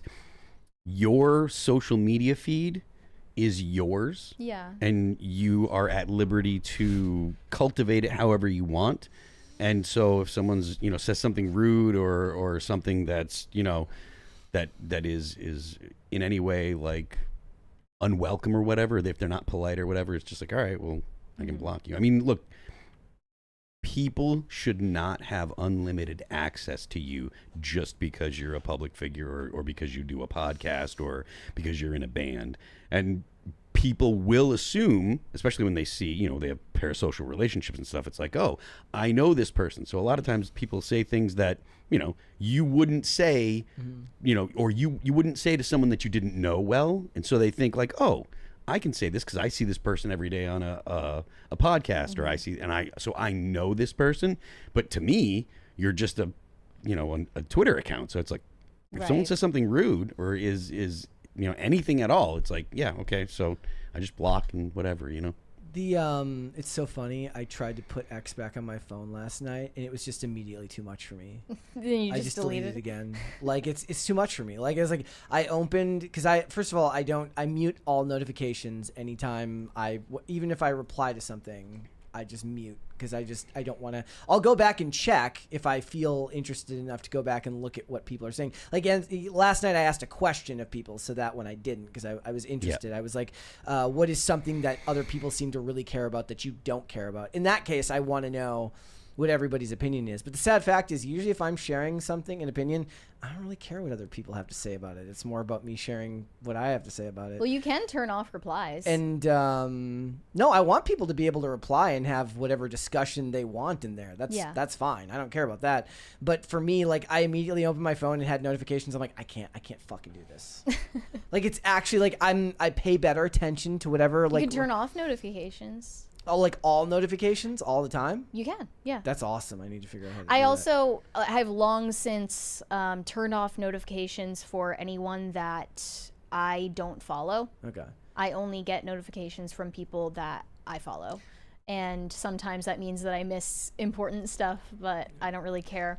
I also mute people instead of blocking. Yeah. I mute tons of people. Part of the reason why I don't do that is because they can still be in your mentions and talk to other people. And mess with your with your followers and stuff. So their loss if they want to waste their time arguing with somebody. Well, I interact with people a lot on X, right? Like so, if way more than me. Yeah, like so if I post something, like I'm posting it, and if people are cool, I'll talk to them about it, and I use X the way that like a quote unquote normal person uses X. I'm not the kind of person that's just like, here's the thing, and I and then mute. Very, very rarely will I put up a post and then mute it. If people are getting, if it's something that has like gets over 1 million views and there's a lot of people talking, sometimes I'll mute it so that way my feed kind of clears out. Excuse me, but generally I use X the way that anyone else would use it. Mine's not even like because people are saying negative things. I just hate all the like. It's just like too much, and I don't even get that much engagement. Sensory overload. Sensory overload. The good thing that has come from X though is I posted about this old show called Robin Hood from the BBC back in like 2007, where this guy who just looks suspiciously like Seamus. He's a doppelganger. Taking out he only looks like Seamus from specific angles and making specific facial expressions, but he's taking out tax collectors. Oh, Seamus should make a cartoon about the Billie Eilish concert, and then she looks out at the audience and it's all him. That would be great. But everyone in the audience is just Seamus. Disparu responded, and we were talking, and I think me and him we're gonna do some like streams on his channel talking about old TV shows. I think we're going to do one about person of interest probably after the wedding, like after I get married.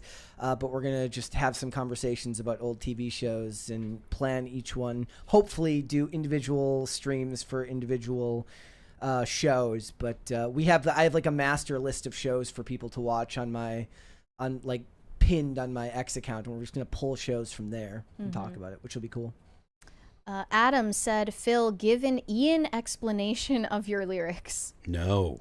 How does that even Could you ask Grok to be like answer in the voice of Ian Crossland what the lyrics to Anti-Fragile mean? By the way, another thing about the block feature, I feel like the one carve out that should exist for that is you shouldn't be able to block people if you're a politician. I agree. Yeah, that's not. I think that's fine. Adam said, I'm ready for this DEI/woke season to end. Well, depending on who you ask, it's already ended or it's never going to end. I don't know what to think anymore. Is woke dead? You tell me. In the chat, MW Tatum says that Robin Hood is pretty good. Also, Richard Armitage as Guy of Gisborne. Yeah, that guy, he's such a dick. He's awesome in that show. He's got the face of a dick. He's not meant to ever play a good person. 200 Watt Studio said, I know how Billy feels. When my ex was having a baby, I said to myself, I hope it looks like me. I don't even know how to interpret that. Explain in pop terms. Yeah, explain that in pop terms, please. The Manic Mustache said, as a person of multiple colors, my wife told me that she is willing to look past Billy's supremacy since Daddy already bought the floor seats. Stay toxic, my friends. I don't know if I know what that means either. Explain that one in pop terms. Morgan Xavier said, to Joey Swoll's apology, I promise you my novel is a middle finger to wokery, the WEF, the UK's shenanigans, my PM Mark Carney, and my fave band Rage Against the Machine. That's a lot of people to throw the middle finger up to. You have to have like make it a series. AI hands to have that many middle fingers. Shane H. Wilder said, I just tagged y'all in a pic of jacked Jesus. It's so awesome. You will not be disappointed. Red Snow said, my soon-to-be brother-in-law sadly loves his bass. Well, look, I mean... It's fine if he loves it. It's just not an instrument. Yeah, I mean, it's just he's not a musician. Like, he should learn to play some piano. Because that's all it takes. Just a little bit of piano and playing bass, you're a musician. I saw somebody mention earlier how, was it Harry Connick Jr. is a very good pianist?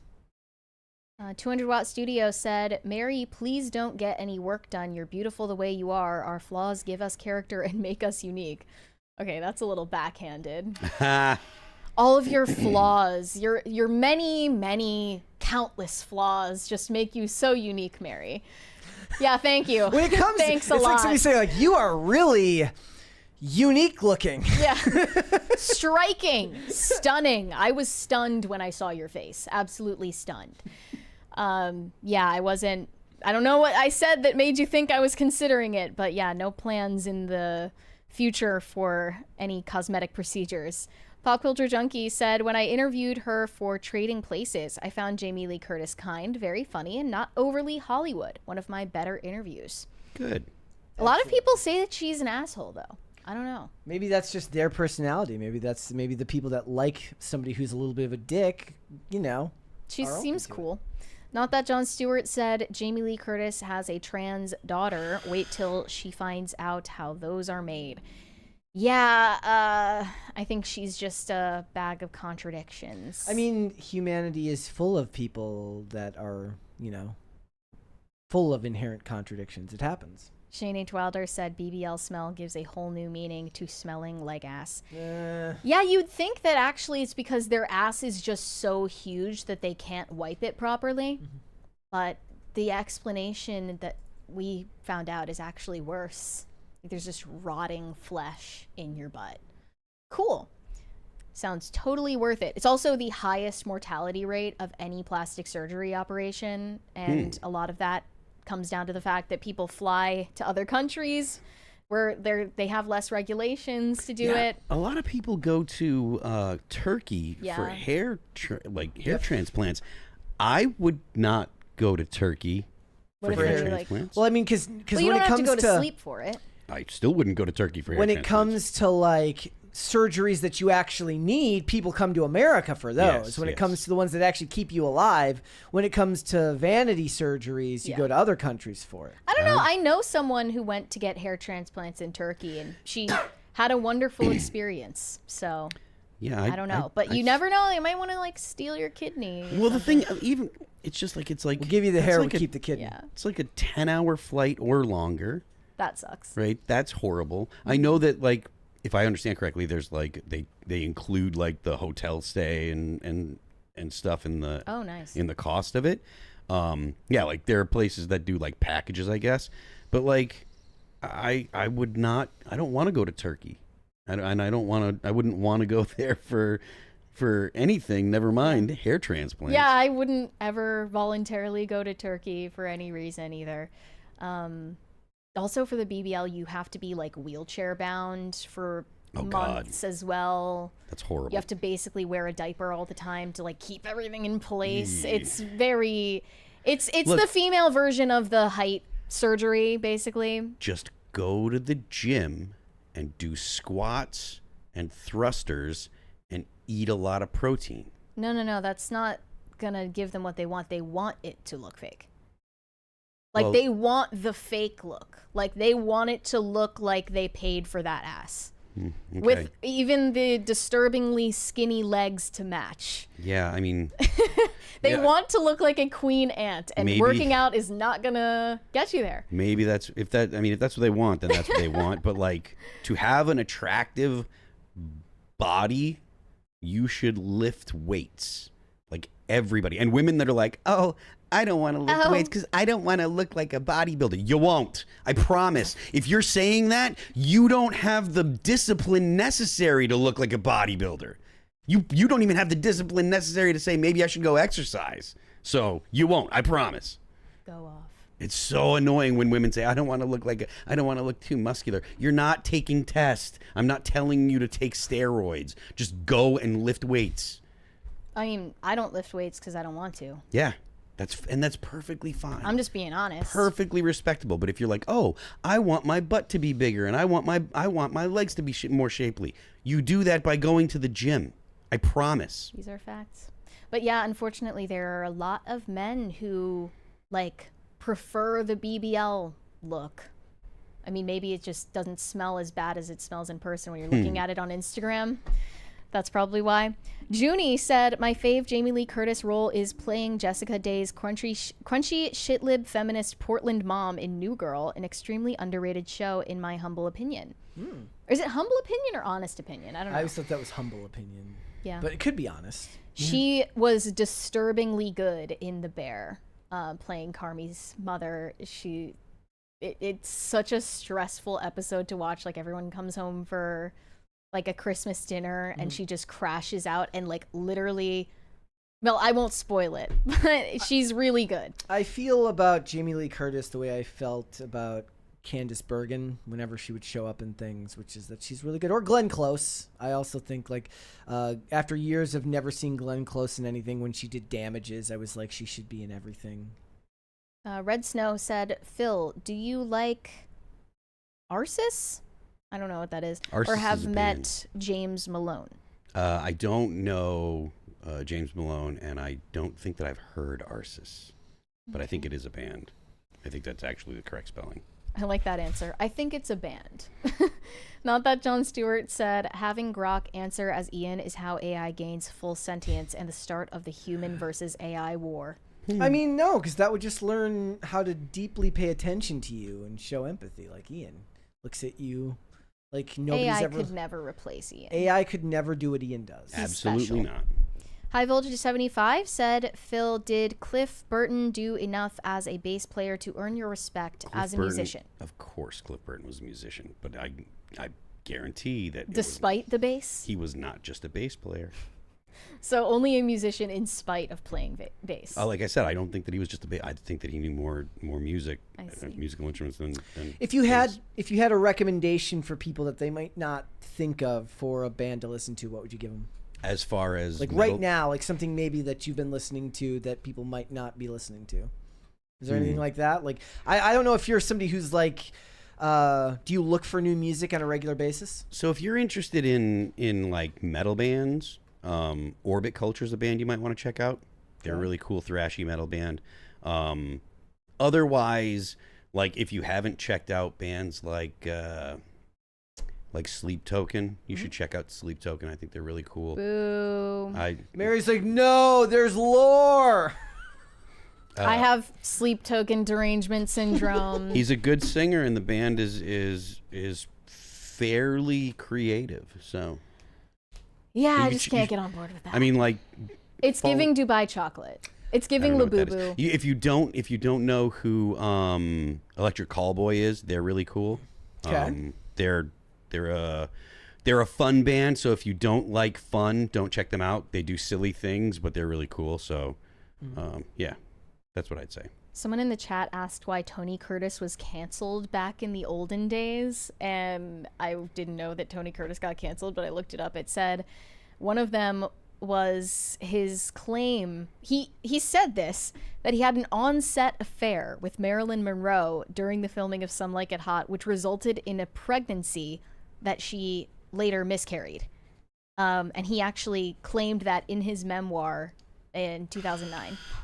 So I guess Jamie Lee Curtis is half siblings with some Marilyn Monroe child that's in heaven? I guess so. That's kind of wild.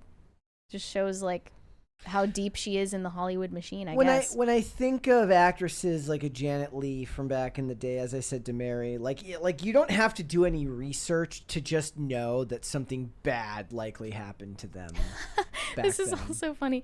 Tony Curtis faced criticism for stating that he would refuse to watch Brokeback Mountain and suggested that John Wayne would not have approved of a film about gay cowboys. Go off, King. Love that. Robert said Glenn Close is the GOAT to Remember the Shield season 3. Yeah, that was always interesting that she came. You know, I guess I never thought of her as a TV actress until later. But those early seasons of the Shield, a lot of people don't like season 1 of the Shield because it wasn't as serialized yet. I loved season 1 of the Shield, but I found that to be true of me. I also feel the same way, ironically enough, about Agents of Shield, which I liked more when it was less serialized and more episodic. Do we have any more Rumble rants? Because we're all caught up on YouTube. We're all caught up. That's why I wanted Phil to give music recommendations. I have something to add to Cringe of the Day as like an epilogue to Cringe of the Day, because it's not a video. I just sent it to you from X. I just feel like this deserved a mention at some point this week. From X or Slack? On Slack, yeah. Okay. Sent you the link on X. This is a little addendum to Cringe of the Day. Keep job censored with an asterisk out of sex. This is accompanied by one of those corporate Memphis characters. Times have changed. Job or work can be triggering or considered offensive to our unemployed guys, gals, and pals. And yes, even in the bedroom. Avoid pro-employment language. To avoid triggering or offending your partner, just use these anti-employment terms that our team came up with. Instead of blowjob, use blow deed. Instead of foot job, use foot act. Instead of hand job, use hand experience. Your actions matter and your progressions are worth it. For the full list of terms, check out our website at www.tiredliberal.org/Antietam. Oh, I see that now. Should I go and see it, Antietam. or am I Not in Antietam. trouble on the Antietam. the company Wi-Fi? Did somebody go and post this up in like r/anti-work? Anti-work? What is that? It's a Reddit Reddit. a Reddit subreddit. Is it literally just people who hate work? They hate work, or do they think that like jobs shouldn't exist? Just communists. Both. It's all They hate work communist. and they think jobs shouldn't exist. They think Okay. we should live in like a in some type of anti-capitalist utopia where you get to just sit around and make bad art all day. I'm getting hate from the people who are defending Gen Z stare at the moment. Why? Well, because I was saying if you stare at someone when they ask you a question or say hello to you, you're a miserable twat. And they're saying that basically you should expect more competency from customers in customer service situations. So if they ask a dumb question, they deserve to be met with silence. I mean, that's what like the most libertarian of libertarians believe about scamming people. Like if you're they believe scams are just like it's okay. That's as long as natural you selection. outsmart Granny. Yeah, like that is so messed that up. as long as you know it's your job to hold on to your own money. There's a lot of reasons why I'm not a libertarian. Why I don't call myself a libertarian anymore. So. Yeah. Well, I just learned a new reason to Yeah. clown on the libertarians. Zach Yandel said, is 90s to 2012 country music too wholesome for y'all? Not for I me. don't think so. I grew up, my mom loved country music. My brother listened to country music. So I grew up in a car with my mom playing the Judds. My brother showed me like Black Hawk and stuff like that. Vince Gill. I listened to country music. I feel like Diamond I'm losing Rio. my mind. Is there a fly in front of me? No. Okay. I'm going crazy then. But that's I actually liked that era of like very produced, branded, yet wholesome country music. I listened to Independence Day by Martina McBride every 4th of July. I've never been hugely into country music, but I was never one of those people who like postured about hating it. Like I always thought that was cringe. Yeah. Those jokes would show up in television shows to like show somebody of young age. Yeah. I do think that the people who complain about like the downfall of country music are not correct. Like there was a winter for country music in the 2010s, but like if you listen to anything that Morgan Wallen is putting out, I think it's really good, like objectively good. He's very, very popular. But I mean, but it is fair to point out that his music has been created and branded in a way to hop genres. There's a reason why there's an entire subgenre of YouTube music producers who put him over trap beats with rap artists because it literally just transfers perfectly to like low-key trap beats. And it's like I have a whole folder of like songs that he never made because they're just taken from YouTube channels that are fantastic. We have a 20 from Kenneth Hart. I paused my canyon carving on motorcycle to say, Brett, tell Phil to calm down and ask Mary if she wants to live Moss but with peace, love, and grease. Am I all that worked up? Was he worked up I think about Phil's that? I have no very idea. cool and collected, actually. Yes, he is. And do I want to live Moss? I mean, I think the answer is always yes. Yeah. Red Snow said, Arsis is indeed a band. The face of my innocence is why I got into death metal. I met the band on the anniversary tour for their first album. Seemed nice. Well, as long as they're able to seem nice, that's good enough. That's what matters. Yeah. First impressions and surface level interpretations. That's what literally holds society together. I always worried about that. I told you about this off air, but somebody recognized me over the weekend when I was out. And yes, I have legs and I go out into the world, not just a disembodied podcasting voice. I do make that joke from like an episode of The Mentalist where like Agent Hightower is out in the field. He goes, I didn't even know you had legs. Because she's always behind a desk. This guy like said my name and I was like, hello. And he said that he actually had come up to me at an IHOP a few weeks prior and that I seemed freaked out. And I was like, oh, I didn't feel freaked out. I'm kind of more freaked out that I seemed freaked out. Maybe I just look like that. Like maybe that's just my face. Because I definitely wasn't scared when he came up to me at the IHOP originally. I was like, oh my gosh, we have to stop running into each other like this. This is crazy. So it happens when you live out this way. You're going to run into people multiple times. But in different towns. That's kind of crazy. I mean, but like think about how much you go from... Like if you ran into somebody where like in Frederick, you could very easily run into somebody like back this way. Or I guess not this way, but back, you know, like once you go the other way in Frederick, because there's only so many townships. Like if I was in Frederick, I could completely believe I could run into the same person in Boonesboro because they both have like small, one's I guess a city and the other one's a town. Kenneth Hart said, LOL, that was worth $20 vroom.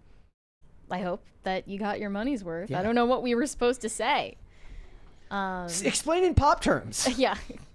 Explained in pop terms. But yeah, I was like kind of taken aback. Like, I don't. How do I give someone the interaction that they were looking for? Yeah. Like what do you want me to do? Yeah. Thank you.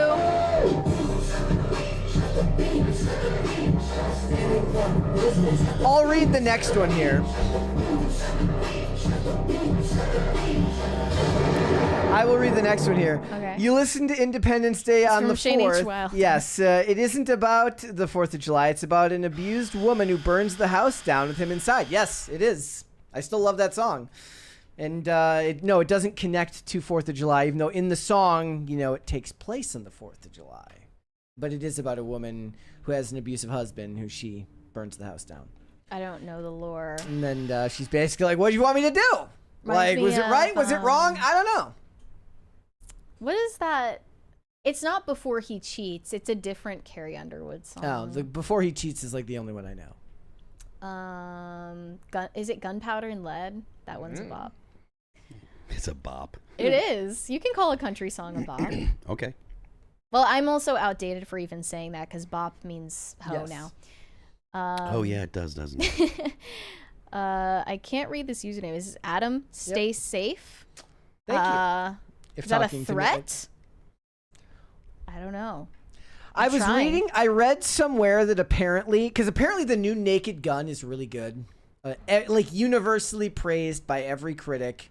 Extremely funny. And somebody said that they're like, why would they cast Liam Neeson? It just doesn't make any sense. Does he piss his pants in the movie? I have no Please tell idea. me he pisses his pants in the movie. Apparently they just found an actor whose name was closest to Leslie Nielsen. Oh. It just picked him. I don't know if that's true, but I hope it is. That's so funny. The amount of good reviews around the Naked Gun are so good that I might have to go and see it. Like I don't even feel like I can afford to go see it. Going to movies is so damn expensive these days, but it might be worth it because they're like, apparently comedy is like these, like the whole movie's jokes, like, and you never get sick of it. It's just joke. I want to go. I was interested in seeing that one, and I also want to see Freakier Friday because the original is so good, but it might ruin the original for me. Yeah. There's a one there from Dingus Khan of Gongolia. You forgot that part. Born in the USA is also played a lot on the 4th, but is a commie song. Yes, I mean, you're better off listening to Party in the USA by Miley Cyrus, true. which is a true bop. Better, Yes. even. Wait, why is Born in the USA a commie song? I missed that. It's all about criticism of the United States. But does that make it communist? Like, you can criticize the U.S. without being a commie. It's going to be something where people will use the term communist loosely. Shane H. Wilder said, "Would we call Use a Hoe by Ludacris a bop? LOL." That would be fitting.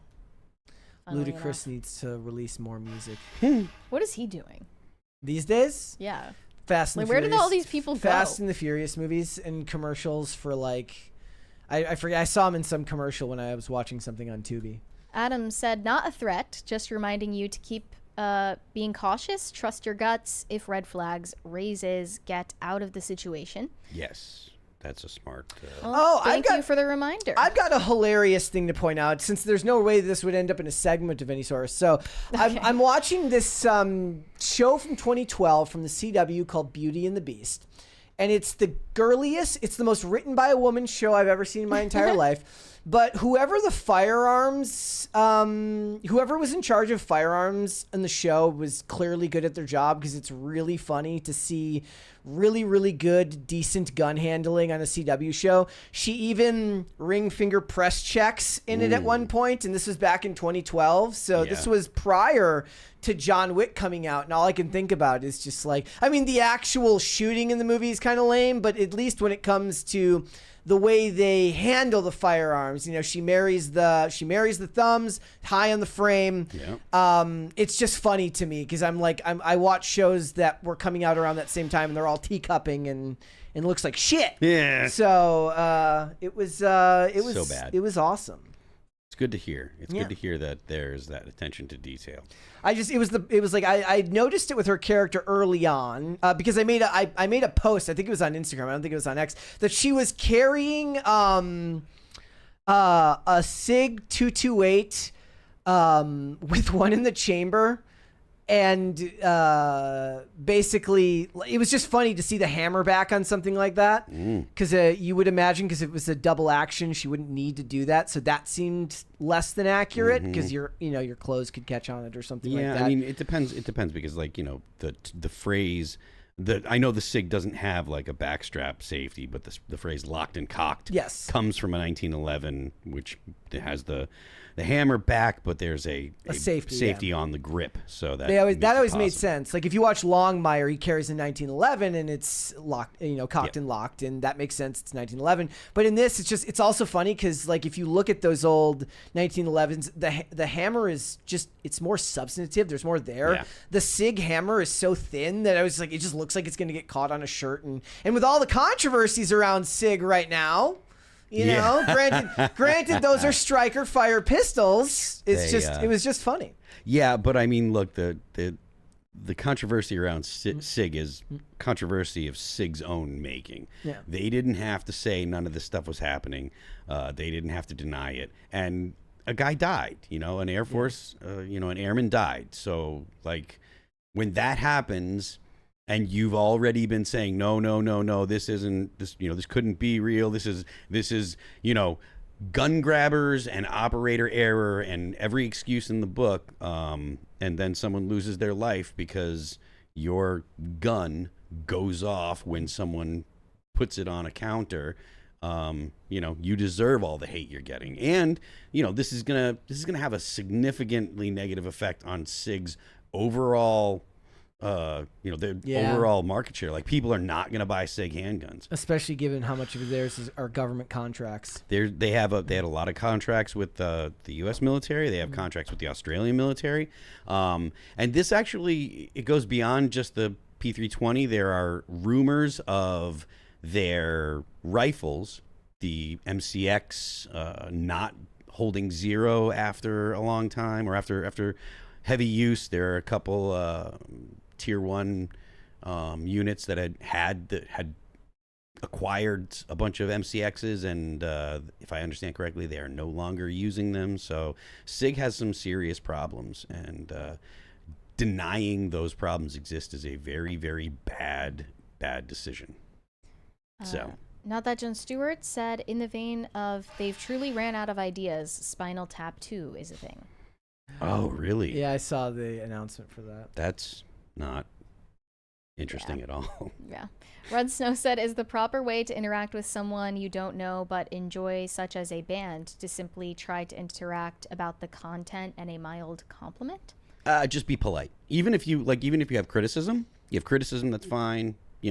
Just don't, like, if you're like, look, man, I totally disagree about this, blah, blah, blah, blah, blah, and go ahead and do it. But, like, hurling insults is not how to do it, so probably limit physical contact. Yeah, would be best. Although he's probably referring to Twitter, so or X. Kenneth Hart said, Phil is calm, back in cell zone, haven't listened for 2 weeks, sleeping on ground. I hope there is a remake of Torque with Zendaya and Pascal. Okay. Is that sarcastic? Thank you. Pop Culture Junkie said, Ludacris in State Farm and Jif peanut butter spots. Is that true? Yep. What?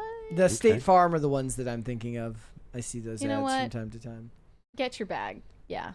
Well, yeah. Get your money, King. It's not the same thing as ending up on like a daytime infomercial like Tom Selleck with those like reverse mortgages. And at least he's not like promoting gambling or something like that. I mean, he'll probably do that too if they offer him enough money. They're celebrities. Yeah. I did also see that apparently Tyrese's ex wants him sent to jail because he won't pay her the $500,000 in alimony or something that he owes her, which is just hilarious because he's got the money. He's just, he feels like he shouldn't pay her, so he's not doing it. Short Bus Bully said, to be clear, it's SIG USA specifically that sucks.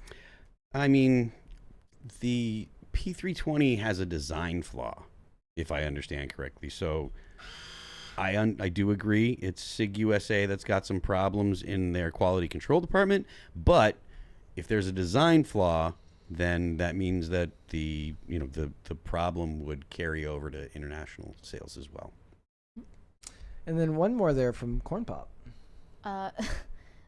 Phil, if I activate my X account, will you block me? I mean, it all depends on how you try to interact. Like, I'm not going to just be like, oh, yeah, I'm not just going to. I don't go around, trying to find people to block. But I got like 205,000 followers. So if someone says something off, I'm not going to worry about. Oh no, I can't block this person because it's a big deal. Like if you say something rude or you approach me in a way that I don't like, yeah, I'll block you. All right, guys, before we go, hit the like button on the video and subscribe to the channel if you are new here and you have not subscribed here yet already. Please and thank you. Remember to share these segments out and the episodes out with everybody that you know. It's the best way to help the channel grow. So thank you guys so much for that. Phil, thank you.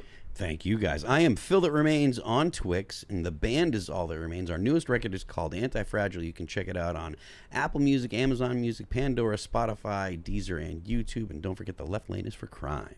One more from Red Snow. We haven't praised Space King in a while, guys. Well, you just did.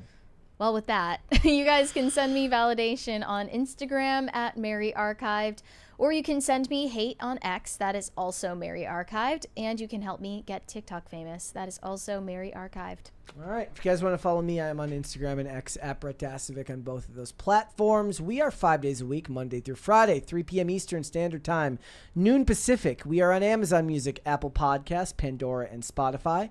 If you would like to listen rather than just watch the show, you can also rate and review on Apple Podcasts and on Spotify, which is a great way to help the channel. So thank you guys so much for that. And if you want to follow us on social media, we are on Twix at PopCulture_show, Facebook at Pop Culture Crisis, Instagram at Pop Culture Crisis Pod. We'll be back with another episode tomorrow. See you guys then. Bye. Bye, everybody.